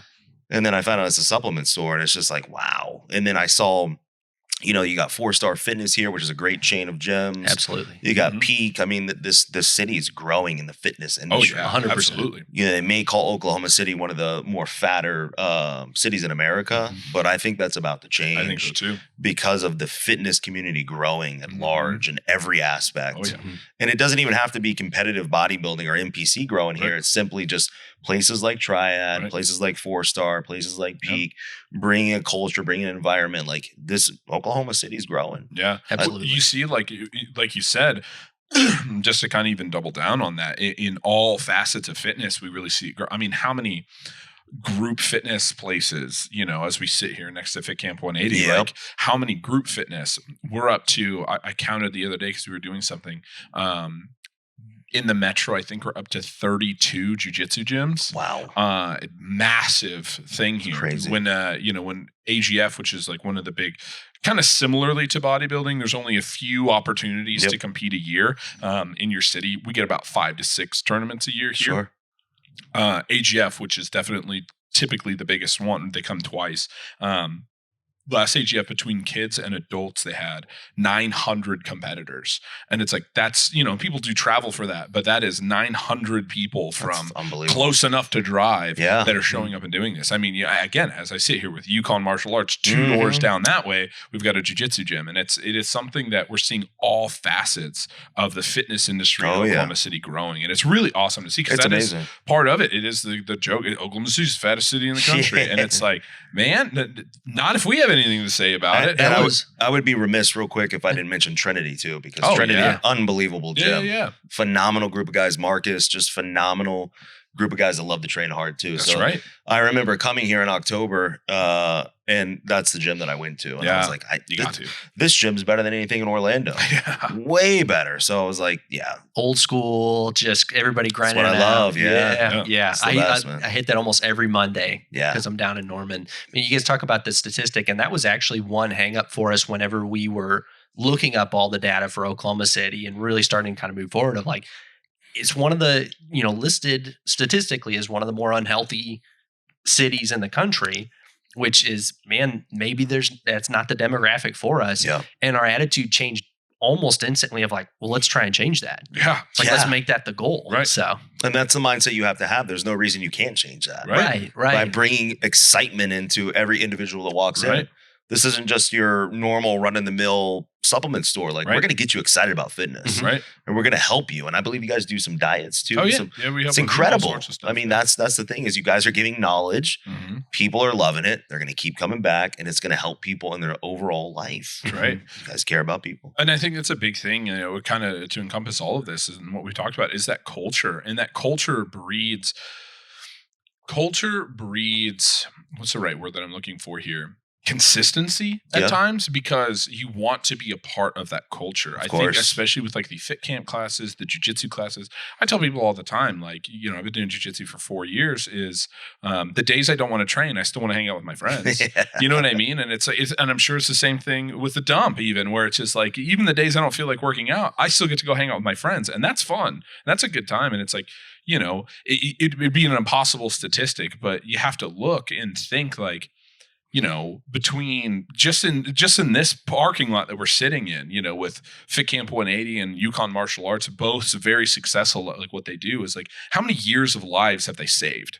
You know, how many Exactly. years of lives have they extended Absolutely. in their community that they have a hand in? Yep. And it's like, you know, and that goes to you and to try it as well. You know, if you could never like put like quantitate that, but it's like, man, the amount of health that has been, you know, shown to people, lives extended, you know, grandkids that'll meet their grandparents that wouldn't have without it, you know, it's like, and that kind of stuff, like that's a long time, you know, just helping someone with basic diet advice, because as we all know, the schooling that happens all across the country does not do good at nutrition education. And so, you know, just having a small part in that through seminars or whatever, the things that we've done, but the way these places, even just in this parking lot, build a culture of people coming back and taking an importance in their fitness. Absolutely. And by building a community, and it's like, man, you're saving lives and you don't even realize it. You're saving lives. You're giving opportunities that people would have never had. It gets me pumped up. Oh, dude, me Yeah. too. Come on, It man. gets me jacked. That man. wakes you up in the morning, man, when you think about that. Yeah. Because I guarantee you a lot of people don't look at it like that. Right. You're helping someone see their grandchildren. That's right. Unbelievable. You're talking about competition, brother. I'm saving lives. That's what I'm here for. You're helping generations. Right.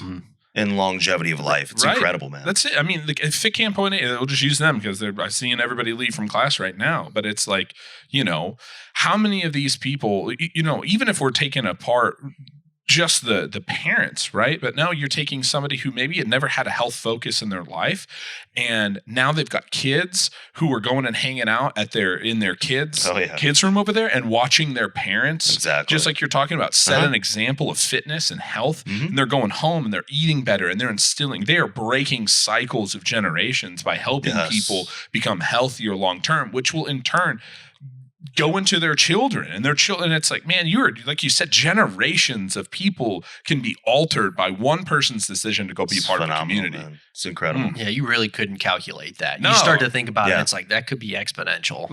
Really, I mean, it really, because, dude, I mean, you talk about even talking to like your dad, who, like, you know, not everybody wants to go through some big diet, but it was like you talking to your dad and just giving him the simple advice of like, hey, every time you sit down to eat, have a like a preference for animal protein in front of you. Like focus on getting some protein in every meal. And it's like, that's a simple little nothing, just little nugget of information.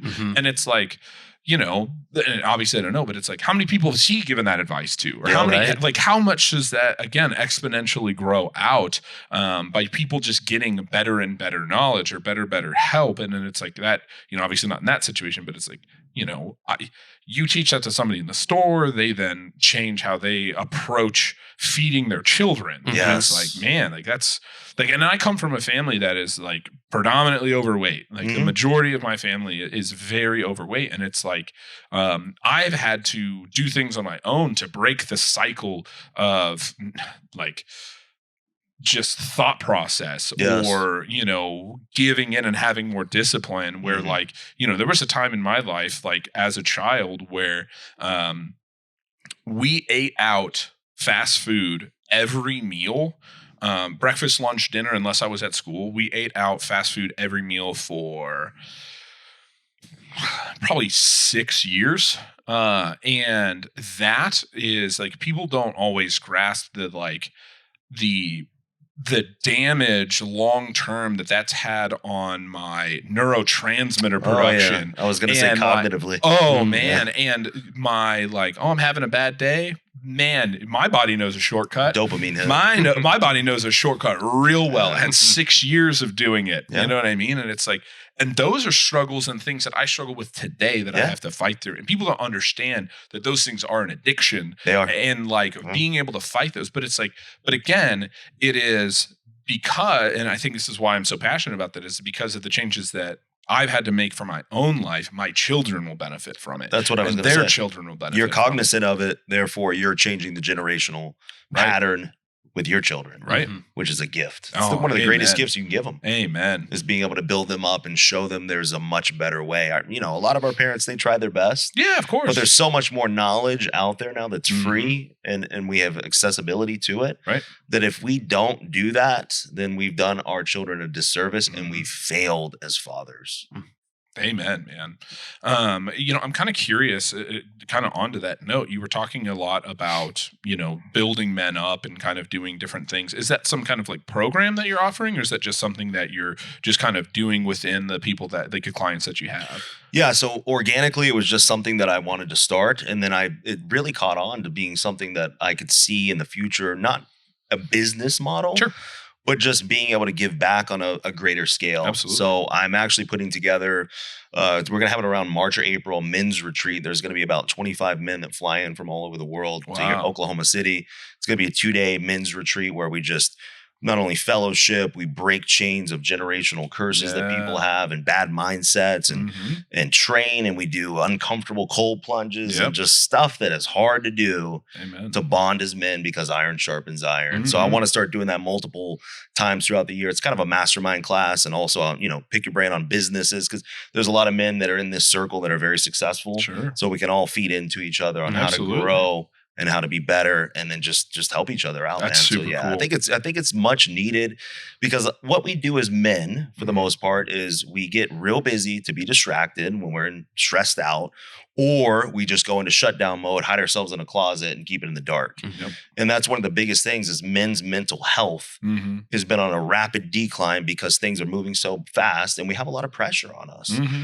Being that the Christmas holidays around the corner, there's so much pressure on men to provide and buy this gift for this kid and that kid and your wife, and she wants $5,000 Christmas lights on the house, but your business is struggling. It's tough. Sure. And we have to be able to be there for each other to speak on these hardships instead of just hiding it. So this gives men the availability to be able to share those struggles, pray over each other, build each other up, edify each other, and we learn from each other. Because I have struggles too. Sure. On a daily basis. I always talk about, men ask me, well, what do you struggle with? And that's being more present with my family. I have to really be cognizant and aware to be present in the moment. Same.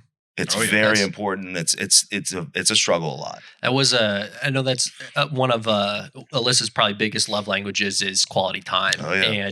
And I thought I was doing a decent job whenever I didn't have to be in store working so much that I was like, oh, I get to be home. Yeah. And then I'd be home and I'd be so worn out and just melt and be so distracted. If the TV on, I'm just going to be staring at it, not even realizing anybody's talking. It happens without even me realizing.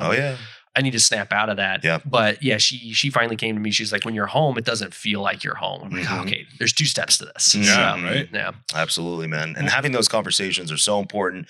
But a lot of men, they really will cut it at that as there's no way. No, I'm present. I'm here. No, we got to be able to look at ourselves and what can I work on? Sit on the edge of your bed at night, meditate on what can I improve and why am I not doing it when I have the power to do it, and tell yourself I'm doing it right now. Right. I'm making a promise to myself and I will uphold it. And that's, for me, it's being present. So, yeah. Well, and I think, there's so much to that too. And what you're talking about. And I think people forget and people fall into the trap of not taking care of yourself first. And it's how can, we have these unhealthy, unhappy, people who, how are you present? I'm not saying you guys, but it's how is somebody who is less dedicated to what they do, less driven than you guys are? It's how does an everyday guy even do that? And so it's really interesting because in I know I'm going to sound like the cult leader on this, but like it is one of my favorite parts about jiu-jitsu, because jiu-jitsu is something for me personally in my life that elevates every other aspect of my life. 100%. It makes me sleepy before I go to bed. I sleep better after I do jiu-jitsu. Sure. If I'm going to be training at 6:00 tonight, I'm not eating pizza for lunch. Yeah. I have to be having something that's going to sit well on my stomach. I'm going to digest well. I'm going to feel good. I'm going to have good energy. It makes it so that I am, if it's noon and I don't have a half a gallon of water and I need to get on it, I need to start drinking my water. It allows me to alleviate pressure. It allows me to, get through work through my own, anger at times. It allows an outlet, a positive outlet for me to do that. It is a sense of community for me. It has allowed me to be around people that I appreciate, who are like-minded, successful people who are driven in the same ways that I am. It allows time for me. I always say this kind of jokingly, but it is true. I can't think about my work when somebody's trying to choke me unconscious. Like, that is the only thing that I can focus on, is directly what is on in front of me. And it allows just enough time to relax, which allows me to come back and reflect. And I've talked all of this and have not even mentioned that, it's also a workout. You know what I mean? Yeah. It's like the workout aspect of it is great, but it is the least important thing most of the time to me. And so for something like that, man, I sleep better. I think better. I'm a better fiance to my fiance. I'm a better coworker. I'm a better manager. I'm a better subordinate. I'm a better everything when I've had the opportunity to allow this to impact my life by being consistent with it and being a part of it. And it's something I'm proud of myself, and it's something that builds in my own confidence. And it's like, finding something like that's not always easy, but it is something that the faster you find something along those lines in your life, the better it gets. And just dedicating some time to yourself to be able to fully relax, release, or get these things that you need to, and keeps you on track in other things too. It's a huge blessing for me. That's a great piece of advice for men. The self-care aspect, even if it's 30 minutes of the day, an hour, it doesn't matter. Right. And like you said, I mean, the workout is important. And, that's where I'm at now. Like, aesthetically, I do want to look a specific way, but it's not the most important anymore. It's the self-care. It's the cognition that I get from it. It's the dopamine hit. It's the noradrenaline that I get from it. Just the feel-good chemicals and making sure that I know that I'm staying healthy for my family, for longevity of life. But at the end of the day, I had my time and I'm ready to go for the rest of the day. That's right. Step up, be a father, be a husband, be a businessman, be a coach, do whatever I need to do. I had the self-care, because I think a lot of men lack that, even successful men, because they're so work driven that's their entire lives, and they lose themselves. And if you don't have health, you don't have success. I don't care if you're driving a Lambo and a Ferrari on Friday and then a Range Rover on Sunday and you have 10 different cars. Because I've known billionaires, personally in Orlando and Las Vegas, and they're miserable people because there's a lot of voids that are missing in their lives, starting spirituality. And then secondly, they're not being the men they're supposed to their wives and their children, because the only focus that they have is the drive to work. But eventually that's going to come to an end. And your child is never going to complain they didn't have enough stuff. They're going to complain they didn't have enough time with you. Amen. Yeah. I mean, I feel like I've heard one kind of surprising thing. The more I read other books about other successful people, I think I learn better that way, of hearing someone else's stories. So like, reading about like Sam Walton or Steve Jobs, or reading their books is and I don't even know if those two particular guys, but hearing from these ultra successful people that are not in the fitness industry, how much importance they place on doing something physical throughout the day. I actually know Sam Walton was big on playing tennis, so like that was his outlet for that, and how much better it made them at their job and within business. And that's something that I experienced, because working in the fitness industry, there is somewhat of an expectation for me to at least not look out of shape, right? Sure. So there was one time, this was in 2020, when most of the gyms were shut down and it was tough to get a workout. And, for a lot of people, there wasn't a lot to do, but for us, it was scramble time, adjusting to this new environment that we were in and trying to make sure our business gets through it.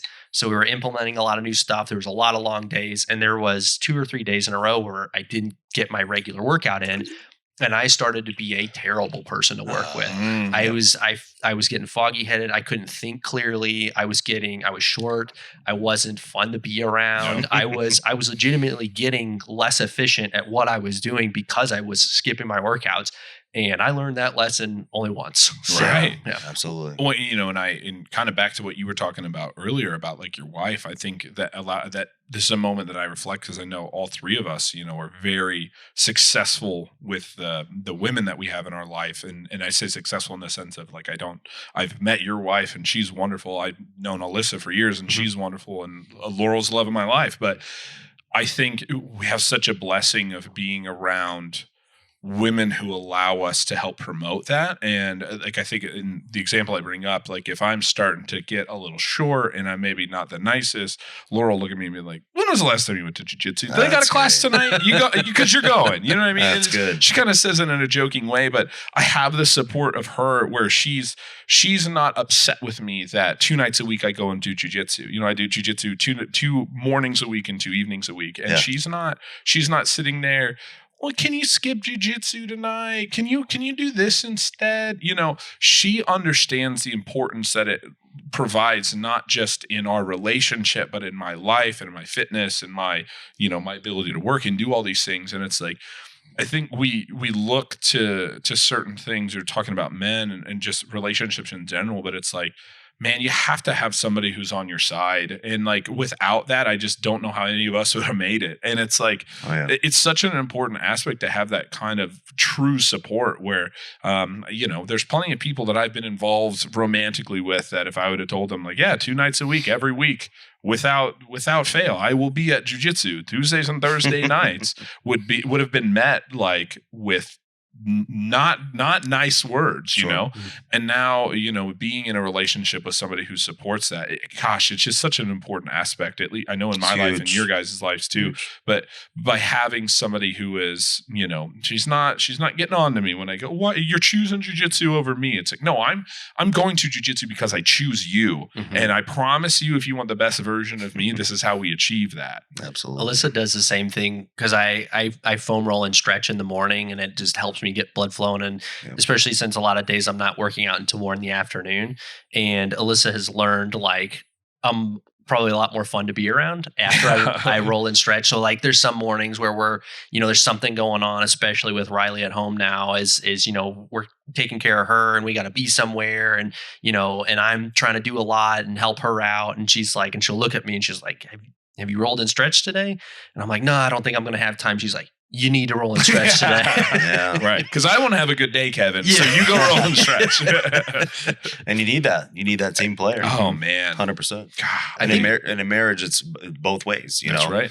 We have to be there to support them, to push them. Absolutely. But we have to show them by example. We're the spiritual leaders of our home. Absolutely. So they will follow our lead. And you don't even have to really push them to do it. If you continue to live it out, they're eventually going to catch on to it. That's right. It's I think it kind of comes a little bit from too, like me rolling and stretching in the morning. Obviously I feel great. But I think Alyssa realizes the type of person I am as well, in the sense that if I don't accomplish that, I feel less confident through the rest of the day because I didn't check off one of the things that is on my morning routine.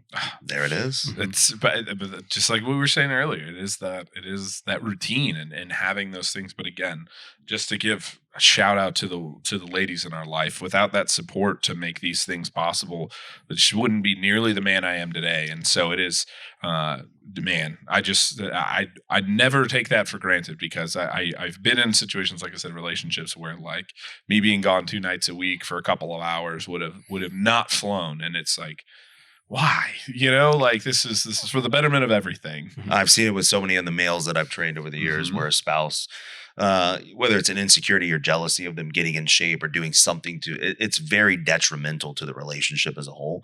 But it also brings down the man as well. When you know you have a woman that's in your life to support you and elevate you up and push you. And I'm always going to give you a biblical response that the woman was created to be a helpmate for the man, because the man was alone and it wasn't good for the man to be alone. So the woman was created as a helpmate. That is what they are meant to do, to be our helpmate.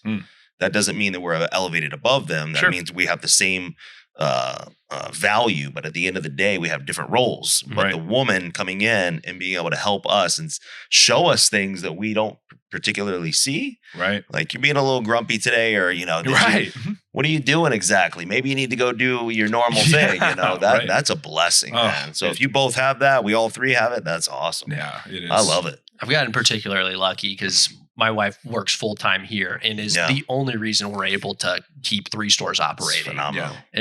Our inventory would be rough if she wasn't around. Yeah, I text Alyssa 6 times a day. I send you memes. Oh yeah, because I'm just the face at this point. She gets the responsible stuff. He gets all the jokes and the memes. That's exactly right. Well, I've told this story a number of times, but I love telling it. It was when it was 2018, and it was me and our first couple of employees. And, I'm now trying to juggle everything because I'm the only one doing anything on the back end because the people we brought on are brand new. And so Alyssa just would come by and help out from time to time. So I gave her tasks on, this was like a Saturday or something where she didn't have her normal job. And I gave her like 2 days worth of tasks for myself. And I was like, just whatever you think you can do, just go for it. Honestly, like, I'm so far behind, I'm not even going to oversee it. And then an hour goes by and she's like, I'm done.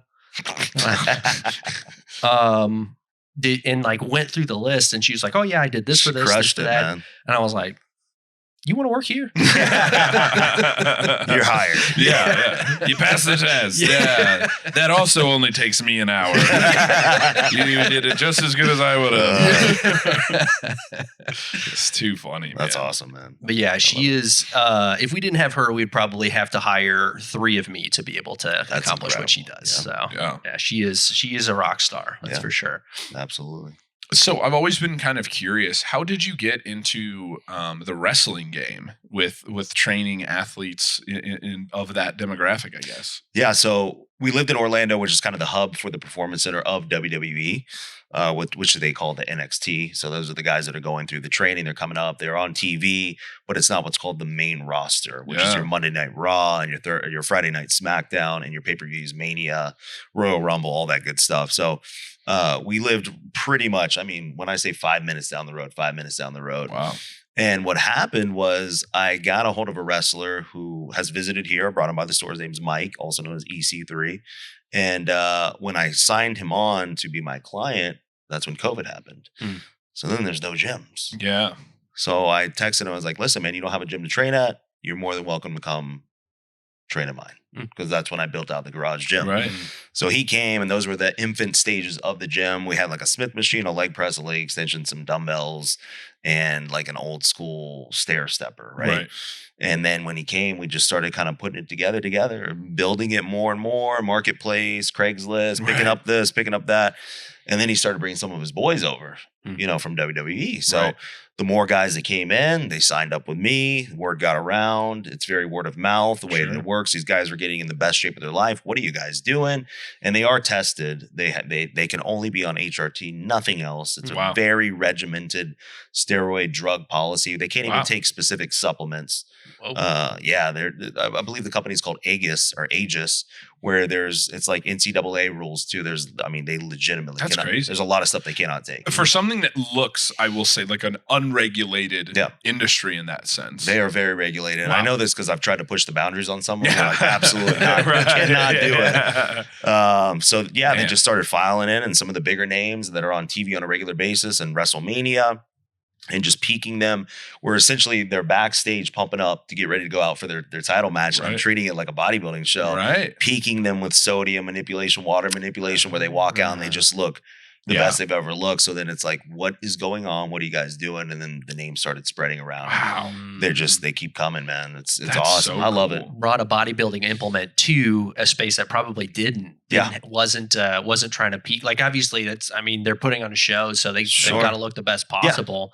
But look at the physiques now compared to even 20 years ago. Yeah. So learning nutritional protocols with wrestlers instead of overly dehydrating like a bodybuilder would be, learning how to get them a quote unquote dry look without overly dehydrating them, because obviously they cannot perform that way. Right. So learning how to do that every every facet of that, how the show day works, how TV works, how to rotate the schedules with TV, with their travel, because their travel is immense. I mean, they're gone 250 plus days out of the year. I mean, it is out of control. So the guys that look great, man, they are, I'm telling you, some of the hardest workers I've ever worked with. They don't miss a meal. They don't eat a gram of rice off their diet. They are 100% dedicated to the craft. They will get on the plane. They will go to Monday Night Raw, wrestle. The show ends at 11, go to their hotel, sleep for 3 hours, get on a plane, fly across the country, get home, and then go train. These guys are workhorses, man. And it showed me another level of due diligence and work ethic and drive and determination, because it's a very rough industry. The wrestling business is an amazing industry. It's rough.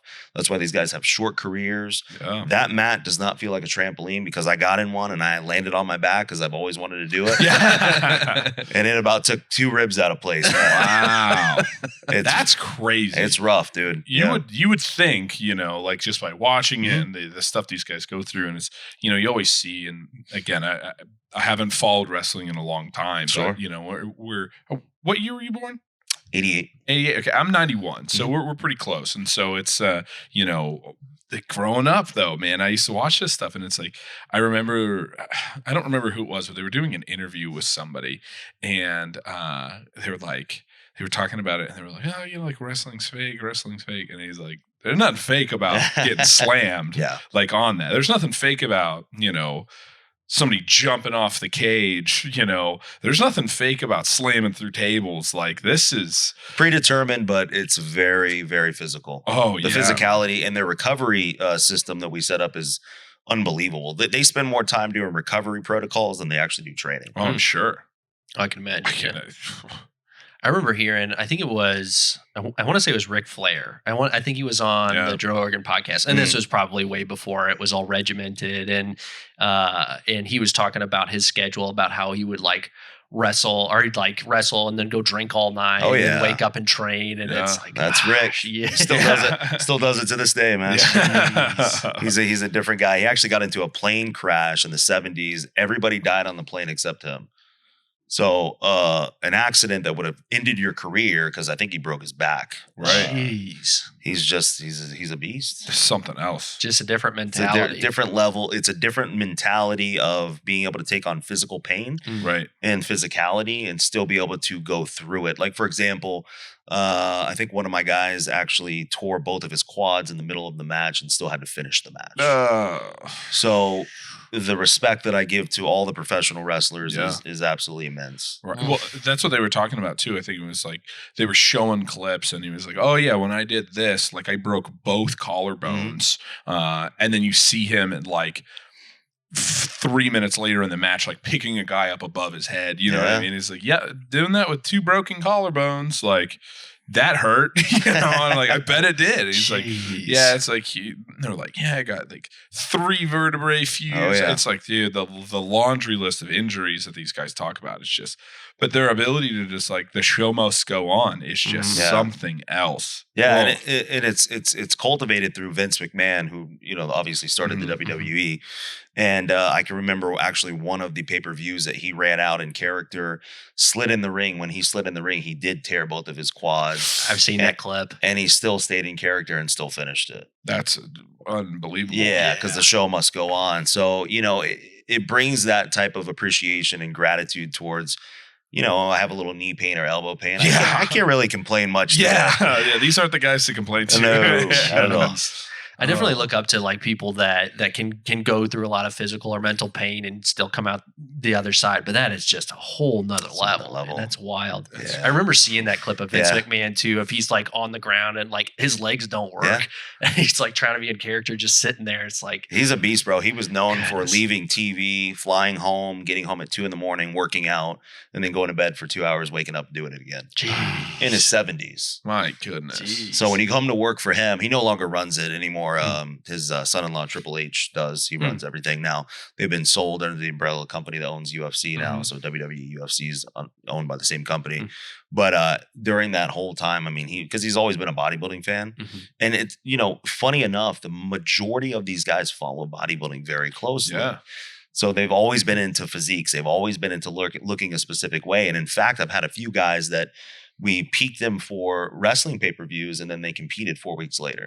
Really? Yeah. They probably That's look pretty awesome. good in the ring. They look then. great. Yeah, I'm sure Jeez. these guys, man, you see some of them, and dude, their physiques are unreal. Yeah. Yeah. They are unreal. Yeah.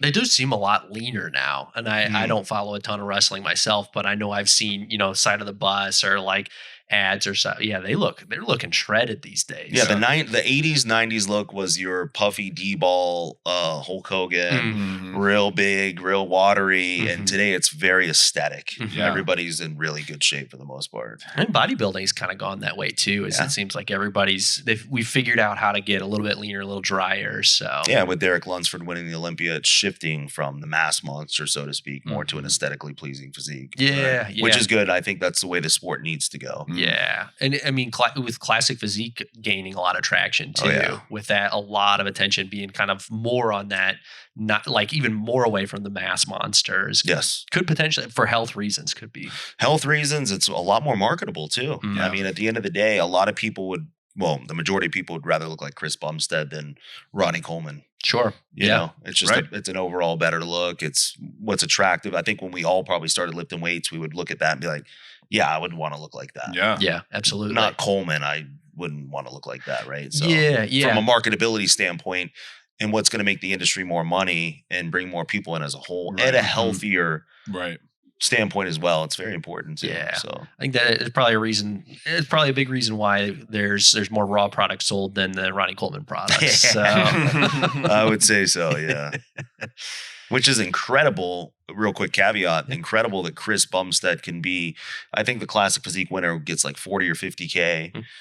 Derek got 400K, but Bumstead's business outside of competition Mhm. is phenomenal. Yeah. And that just goes to show you that when you have a business sense and a business mind, Right. and that was one of the greatest things that Jay Cutler shared with me at 14 years old was you can make money in this industry, but you have to be different. You have to do something different and you have to put your whole heart in it and work really, really hard. Don't expect anybody to give anything to you. Mhm. Always go get it for yourself. And Yeah. I never forgot that. That's amazing. Yeah. Speaking of business and everything kind of going on, wanted to kind of shift a little bit to see if you wanted to talk any bit about the supplement line that's coming out. What are some things that you're excited about? And I don't know how much you want to talk about it or divulge, but how has that process gone for you this go round? Oh, really good, man. We've worked with a beautiful, fantastic manufacturer, Simpson Laboratories, which I believe you guys have used quite a bit as well. Yeah. The biggest thing that and the really cool thing about this line is it is a little bit of sports nutrition, but it's going to be an overall internal health line. So there's a lot more to come where, we could take gut revival, for example. Gut revival is your revival of your microbiome, right? And there's so many cool ingredients that I put in there that were very expensive. And my partner's like, dude, this is really going to be costly. And I said, I don't care because this is what's going to work clinically dosed. These are the ingredients that are going to work. And I'm so passionate about gut health because I have an irritable bowel disease myself. Sure.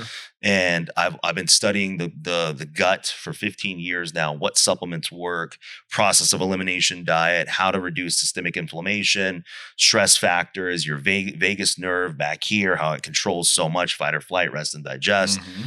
I want to create a product and a supplement that's all in one, for example, that you can get your whole hit in the morning or in the evening to restore and reset your microbiome. Wow. And gut revival is going to be that. There's a lot of key ingredients, trademark ingredients in it that are really, really key factors. 2 different types of prebiotics, a type of fiber called sun fiber. The way that these are digested are so much easier and natural on the stomach that don't cause bloating or gas or irritation. Wow. And the prebiotics are incredible because everyone asks me, well, what is the difference between a pre and a probiotic? Well, sometimes a probiotic cannot reach the gut because there's too much overgrowth of bacteria. Number one. Number two, there's not enough nutrients to feed that. Stomach acidity can also get in the way of digestion of a probiotic. So the prebiotic basically is exactly what it says. It's a pre. It's going to set the tone, get a lot of that bad bacteria out, bind it out, and then also restore the natural nutrition that the cells need to throw the probiotic in and get on build on those good Right. organisms in the gut. Right. So gut revival is a part of that. Also reducing, GERD, acid reflux, Mhm. a lot of the bloat and gas and just irritability that people have on a day-to-day basis. Because a lot of people, when they eat their meals, they're not chewing their food enough. They're swallowing whole pieces. It's not getting broken down enough. People have too low of stomach acid as opposed to too high of stomach acid. They think it's different. So they take a proton pump inhibitor like a Prilosec or a Mhm. Tums or something that's going to reduce stomach acidity. And in the long term, it actually makes it and exacerbates it. It makes it Right. way worse. Right. Therefore, when you have these organisms that come into the gut, they're very detrimental because you don't have enough acidity to break it down and actually destroy it. Right. So gut revival is going to help you. It's an all-in-one thing to help you rebuild the whole gut microbiome. That's amazing. I'm very excited. I can tell, and that is the product that anybody that you like, any of the people on staff or whatever that have gotten a chance to kind of look, that is the one that everybody comes back and they're like, bro, Yeah. this gut product Yeah. looks amazing. I'm excited about it. Yeah. Yeah. Dude, It's one that all your products, the formula speak for themselves, but it's especially cool to hear your mindset to formulating it. It always adds a little bit more of like how these ingredients play together, the overall mindset, the overall goal with creating this product. Yeah, one of the coolest things in there is a product from Deerland called Pre4 Pro, which is a prebiotic.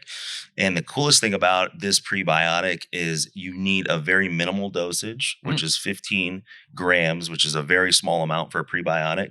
And it doesn't take weeks or days to build up. You actually feel it within a couple hours. Wow. It's a phenomenal. There's only a few products around the world that actually use this specific type of prebiotic. So I'm excited for people to actually try it because I got the beta test it, for a month and I just phenomenal results from it. Again, I have irritable bowel disease. Sure. So when I go through a stressful situation or something, usually the inflammation comes back like that. And this product was able to really reduce it really fast and really reset everything.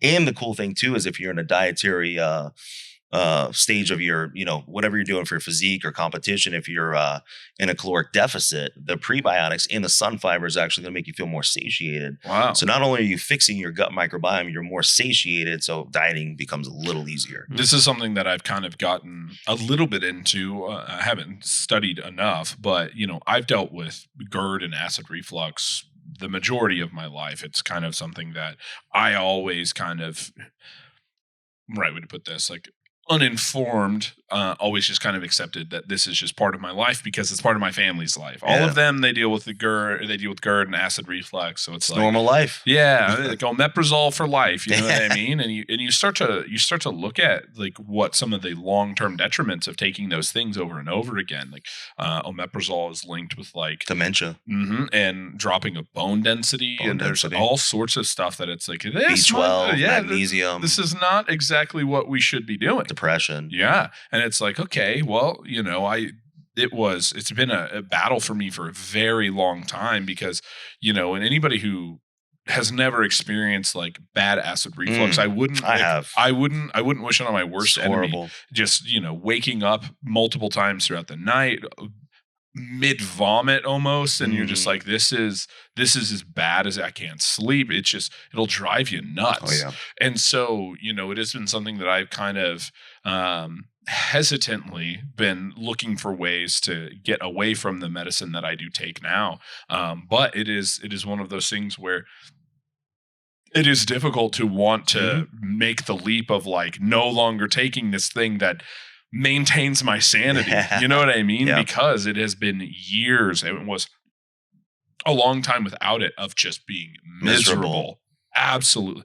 Every day. Puts you in a bad every mood night. too. Oh gosh, man. Terrible. And it's like, if you haven't ever experienced it, I don't think people fully grasp they don't. how absolutely miserable it can be. Yep. And so, the more research that I've been doing and learning and stuff, I'm very interested in this kind of stuff, and I need to do more and have a better overall understanding of this. But it is an exciting thing to hear that there are things that are, we're finding holistic, full body approach ways to like deal with these kind of things that don't require these medications. 100%. Yeah. Sounds like we've got a customer already.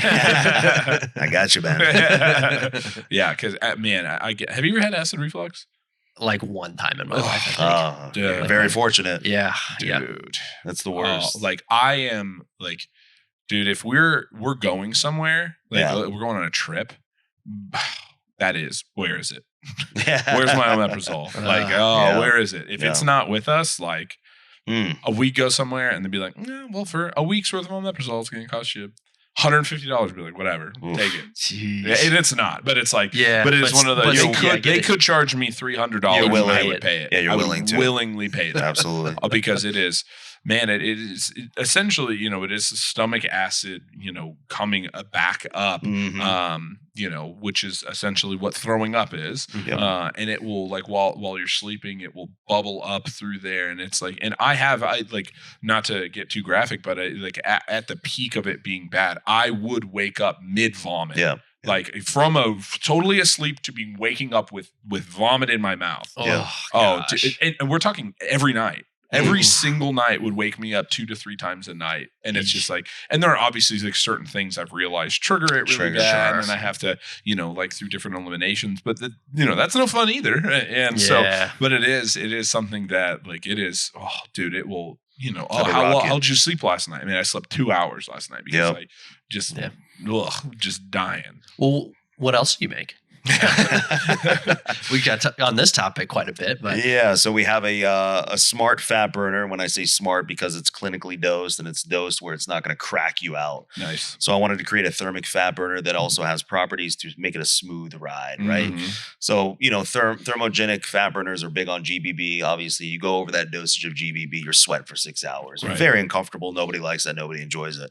So I wanted to create a fat burner that was a very smooth ride, got the job done when you're performing cardio, jujitsu, swimming, whatever the case is. And then when you're done, you're done. It's no longer, you're not jittery, you're not anxious. We put L-theanine in there to calm it down. Obviously, it pairs very well with the caffeine. It creates a nice nootropic factor. And then we have a pre-workout full churn, which is hilarious how we actually named it that, but it made the most sense. Right. I love how you guys have leaned into it. Yeah. You know what? The funniest thing too is when I was beta testing it right before we moved here, I started beta testing it because I created this 2.5, 3 years ago, and never got put in the works with the prior company I was with. So I started beta testing it with my own money through other manufacturers. So when I came here and I met Preston, he came to the gym and trained with me. He brought the Define Pre Plus, and I was like, dude, there's some very similar things in this that are very smart. He's like, oh, let me see. So we started putting them next to each other. He's like, dude, this is phenomenal. I was like, dude, yours is phenomenal. So it was like two nerds with supplements, and we just hit it off right away. So very, very similar. Some differences from Define Pre Plus, put some Alpha Yo in there. And there's a few other key ingredients as well. But again, just like you guys made a very smart pre-workout where it's not overly caffeinated. I like caffeine to an extent, but you over caffeinate it causes vasoconstriction right before training. We don't want that. We want vasodilation.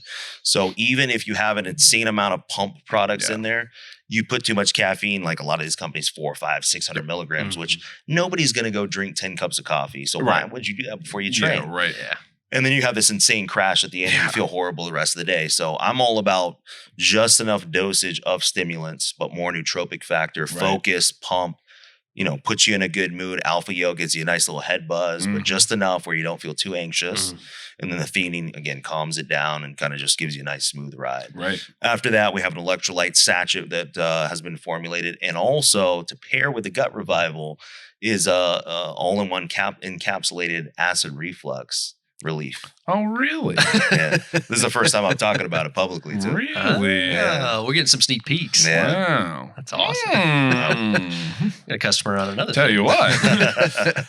No, it is. But it's so funny that you say that because, we obviously do a lot of demographics, but one of the ones that is typically reaching for the highest stimulant possible or coming, what's the strongest, what's the craziest, is typically the, the young adult male. Of course. And they're like, okay, but does it have a good pump? And I'm like, it can't. And they're like, what do you mean? I'm like, it's got 450 milligrams of caffeine and 2 amino in it. It's got 8 grams of citrulline, but it's not going to do much. You know what I mean? And they're like, well, I'm like, caffeine being a vasoconstrictor and all these pump ingredients being vasodilators, so like they're always going to be competing with each other. And it's like at some point, like the caffeine is going to win, and like you're just not going to be able to get this blood flow the way that you're hoping for. And I was like, man, if you want the because we'll be like, I want the best pumpkin I can get. And I'm like, okay, well, let's go to the non-stem. And they're like, huh? And They I'm get like, deflated immediately. yeah, right. And it's like it's gotta go this way.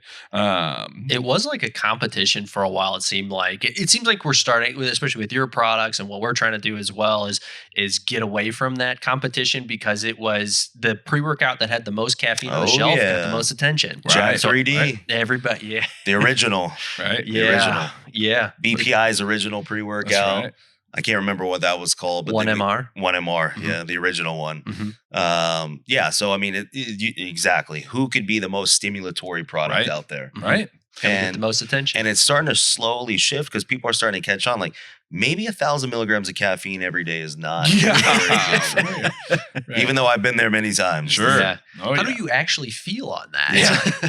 Terrible. Well, and that's just so funny because I'll talk to these guys and, these kids, I should say, in most cases, where they're like, what do you take? You probably take a crazy one. I'm like, I don't take that. Like, no way. I'm like, I do like all of my pre-workouts anymore that I do on the majority basis are stimulant free. Yeah. Because I'm kind of the same way. I can't do caffeine. 4 o'clock is typically my like cap. And I'm like, if I'm any past 4 o'clock, it's just going to keep me up. And so it's like, it's going to affect my sleep, and I've got to get my sleep or I'm not going to do well. And so I'm like, man, I actually use these like non-stimulated ones, or I'll use like light. Like I love one scoop of Define 3 Plus. It's enough of everything for me. And I feel great on it. And it doesn't buzz me out, but I'm like, but they're like, what about this one? And they'll grab one that's 500 milligrams of caffeine and like three other stimulants in there. And I'll be like, oh, that one makes me throw up. Like, I'll put over another company right now that I love. Their non-stim is Muscle Force Obedient. Because it has new pept in it, which I'm a huge believer in that for a nootropic factor. I'm with you too. I mean, I could take that right now, sleep perfectly fine, but for a couple hours, I feel great. I mix that when we were talking about this on the podcast not too long ago. I mix that with First Form's Enduraformance, which is 5 grams of creatine monohydrate, Pico 2, and 3.2 of beta alanine. And it's like that combo before jiu-jitsu is beautiful. I love it. I feel amazing. I get a little tingle. I'm very focused. If I gave that, and I've like play around, I tell people, I was like, I could give you a scoop of this. And I've done this before where I've mixed combos of things or other like non-stimulated ones that have like good focus factors to them. And I'll be like, try it. Like, here's 2 pre-workout samples. Come back in 2 days after you've taken both of them and tell me which one had stimulants and which one did. There it is. And they're like, you're not going to be able, you don't know. You won't be able to tell. And it was like, if that's the case, do you need it? Like, you don't need the caffeine then. So why take it? You know what I mean? It's like, sure, there are aspects that it benefits, but it's like, if you can't even tell it's not in there, well, we're figuring something out. Getting on to something, Tell you what. I feel like once I get working out too, like once I get moving, my blood flowing, it's like I'm good to go. Yeah, right. Yeah. Again, like you said, there are obviously legitimate performance benefits to 100%. to at least some doses of caffeine. But yeah, from a mental standpoint, it just getting to the gym is like, there's some days where it's like, I am going to fall asleep driving to the gym if I don't take something. Sure. And it's like, just, give me a little bit, just pep me up. Like all I need is to be able, cause like if no matter how I feel, like once I start moving, like I'll get into it and I'll have at least a decent workout. Right. Yep. Well, it's like, and I've talked to friends and many people who are like, and I understand where they're coming from, but it's like, yeah, I take 400 milligrams of caffeine and I work out at 9 p.m. and I go home and then I try to go to bed and I'm like, and they're like, oh, I get to sleep. And I'm like, yeah, you might get to sleep. Yeah. But like, there's pretty big difference. Just like we're talking about time and quality time, right? There's no sleep hygiene. Yeah. I was like, we got to kind of quality. Yeah. We got to make some differences on there. Like, I like how you used this one before. I think started at S2 it was like, man, like there's a difference when you're awake of like, whether you're like awake and like productive or awake and tired and sleepy. Right. Big difference. Same when you sleep. Yep. There can be different levels of quality of sleep. Yeah, always. 100%. Man. I think we're getting close to 2 hours. hours. We're at 2 hours. It goes by quick, doesn't it? It really does. I just got to pee real bad. Oh, man. Well, you can go. We can wrap up here in a second. Oh, man. We'll talk. Kevin and I will talk amongst ourselves. We can always cut this if we need to, unless we get. I bet we're going to something really good and informative is going to come out. You said, yeah, you've been taking a little bit more caffeine recently. Don't quote me, you demon. We were just talking about caffeine being bad. Yes, I have. This is true. Yeah. I have been using more caffeine. Been a sleepy boy. We went to Austin this weekend. But like, so like, it's the nice thing is like you kept your tolerance, you kept your intake low. So when you did finally end up needing it, your tolerance level is also still low. So you can take a little higher amount and feel it. Yeah, I think I'm going to need to do kind of a cleanse pretty soon though. I'm getting pretty like, I've gone from like, oh, I just drink one to like, I'm hitting that second energy drink and I'm like, nah, I just don't need to be doing this. Yeah. You know what I mean? And it's like, it's just becoming the problem is it becomes part of like my routine. And then if I don't have it, then it feels like I'm missing a part of my routine and I'm not as mentally clear or whatever. Dude, I do that with coffee in the morning. So usually I'm doing like Define Energy is my go-to right now. Yeah. Then every once in a while I'm throwing that original Define Pre in. I've been getting back to that a little bit. But that's like my afternoon thing. Like, and I do that like that one I'm pretty good at. I like only use it if I like get to a point where it's like I've stalled out. I've got more to do and I'm just not able to do much. But in the morning I'll get really used to doing coffee first thing in the morning. Yeah. And when it gets to a point where it's just I'm doing it even though I don't need it. Yeah. So I've had to get better about recognizing like, okay, like I'm about to pour myself a cup of coffee. Like, wait a sec, like let's hold on a second. Like, do I actually need this? Right. Actually, I feel pretty solid. Like, let's hold off on that for a little bit. Right. If I get an hour or two down the road and it's just like, I'm starting to needed that coffee. Yeah. No, we can do the coffee then. Yeah. Come on in. Yeah. Well, we're just talking about coffee and different vices we have. And so, but we got you back and it has been 2 hours. So we know you got to get home to put your little one to bed because you've got a strict routine to follow. That's so we'll wrap this up. And yeah, we got tubby time coming up. That's shortly. Right. That's right. Yeah. But coffee is definitely a bad vice for me. I love it. Yeah. It's just the way it is, man. Yeah, my fiance's gotten really into it recently. Oh, yeah. Laurel has. And so she's like, got the espresso machine now. Yeah, and she's like, you want me to make you a coffee? And I'm like, and they're delicious. And I'm like, oh, yeah, I want you to make me a coffee. She like, comes with like an iced latte, like sugar-free caramel drizzle. And I'm like, this is awesome.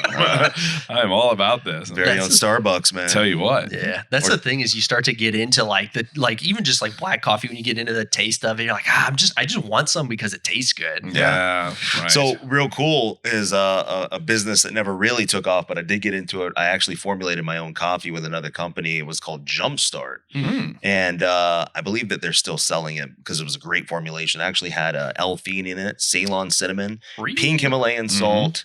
Yeah, and a few other key ingredients as well. And it was a low acidic, all organic, pesticide-free coffee. And I did that because of my acid reflux and GERD. Because, coffee is one of the worst triggers that we can get. Mm-hmm. But this was a smooth, nootropic factor, phenomenal stuff. So I've been a big coffee lover for a while. Yeah. Some coffee with some theanine in it. That would be awesome. It was like in the grounds? It was inside of it, yeah. Wow. Man. Maybe that company still has potential to take off. That sounds pretty cool to me. Or we can start our own coffee company. There we go. Well, AJ, like Kevin was saying, we know you got to get you going, and but dude, we seriously appreciate you coming by. Thank you for having me, guys. Us, man. This has been an absolute blast. Yeah, and, man. Again, I think it has been it's been super cool. Just getting to know you over the last 8 months or so now, and so getting to see you in the store and man, just the liking you've taken to us, and especially, and I speak specifically as the manager of the staff in Yukon, of just like, man, how influential and how super amazing you've been to the staff at that store. Man, it doesn't go unnoticed. Like they talk about you all the time, and I feel like you've been a really, really good influence on them. And again, just being so welcoming and so hospitable with your place and your time and all of these things. Every time we see you, we know it's going to be a good conversation. And so I want to personally thank you for just like what you've done with the staff that we have here, because I know it doesn't go unnoticed by them.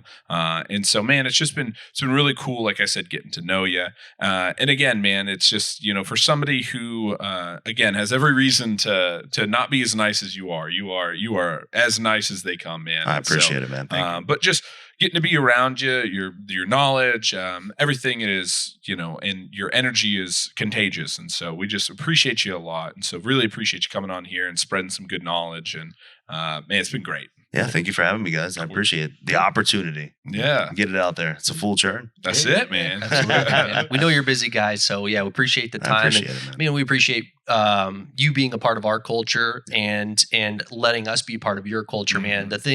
What you're cultivating is only helping, like Thomas said, our people and our culture as well. So it's could not be more excited to have you here in Oklahoma City, man. Likewise, we just got to get Thomas in the cold tub. I'm ready. I'm ready. Yeah. We were joking when they came in last time because they were asking, like me coming and training, and I have unfortunately had the shoulder excuse every time. And I've been working through. We're getting a lot better. I've been working through a pinched nerve in my neck that has been causing numbness in my arm and stuff. And we've been working on. I've been doing things with it. I was like jokingly, and this again just to speak to how hospitable him and his wife are. Is I was like, you guys are working out. I'll just come sit in the sauna and get in the cold plunge. And they're like, yeah, come out. Like, what are you waiting for? Yeah, right. It was like I was just kidding. And they're like, no, come out. It'd be great. So, it is a good time. Yeah. So, well, all right, man. Well, I don't even know what episode this is. Episode, I think 34. 34. Nice. My goodness. All right. Here we go. So, all right, guys. As always, we appreciate you, and we will, we'll see you soon. So, Thanks, guys. See you guys.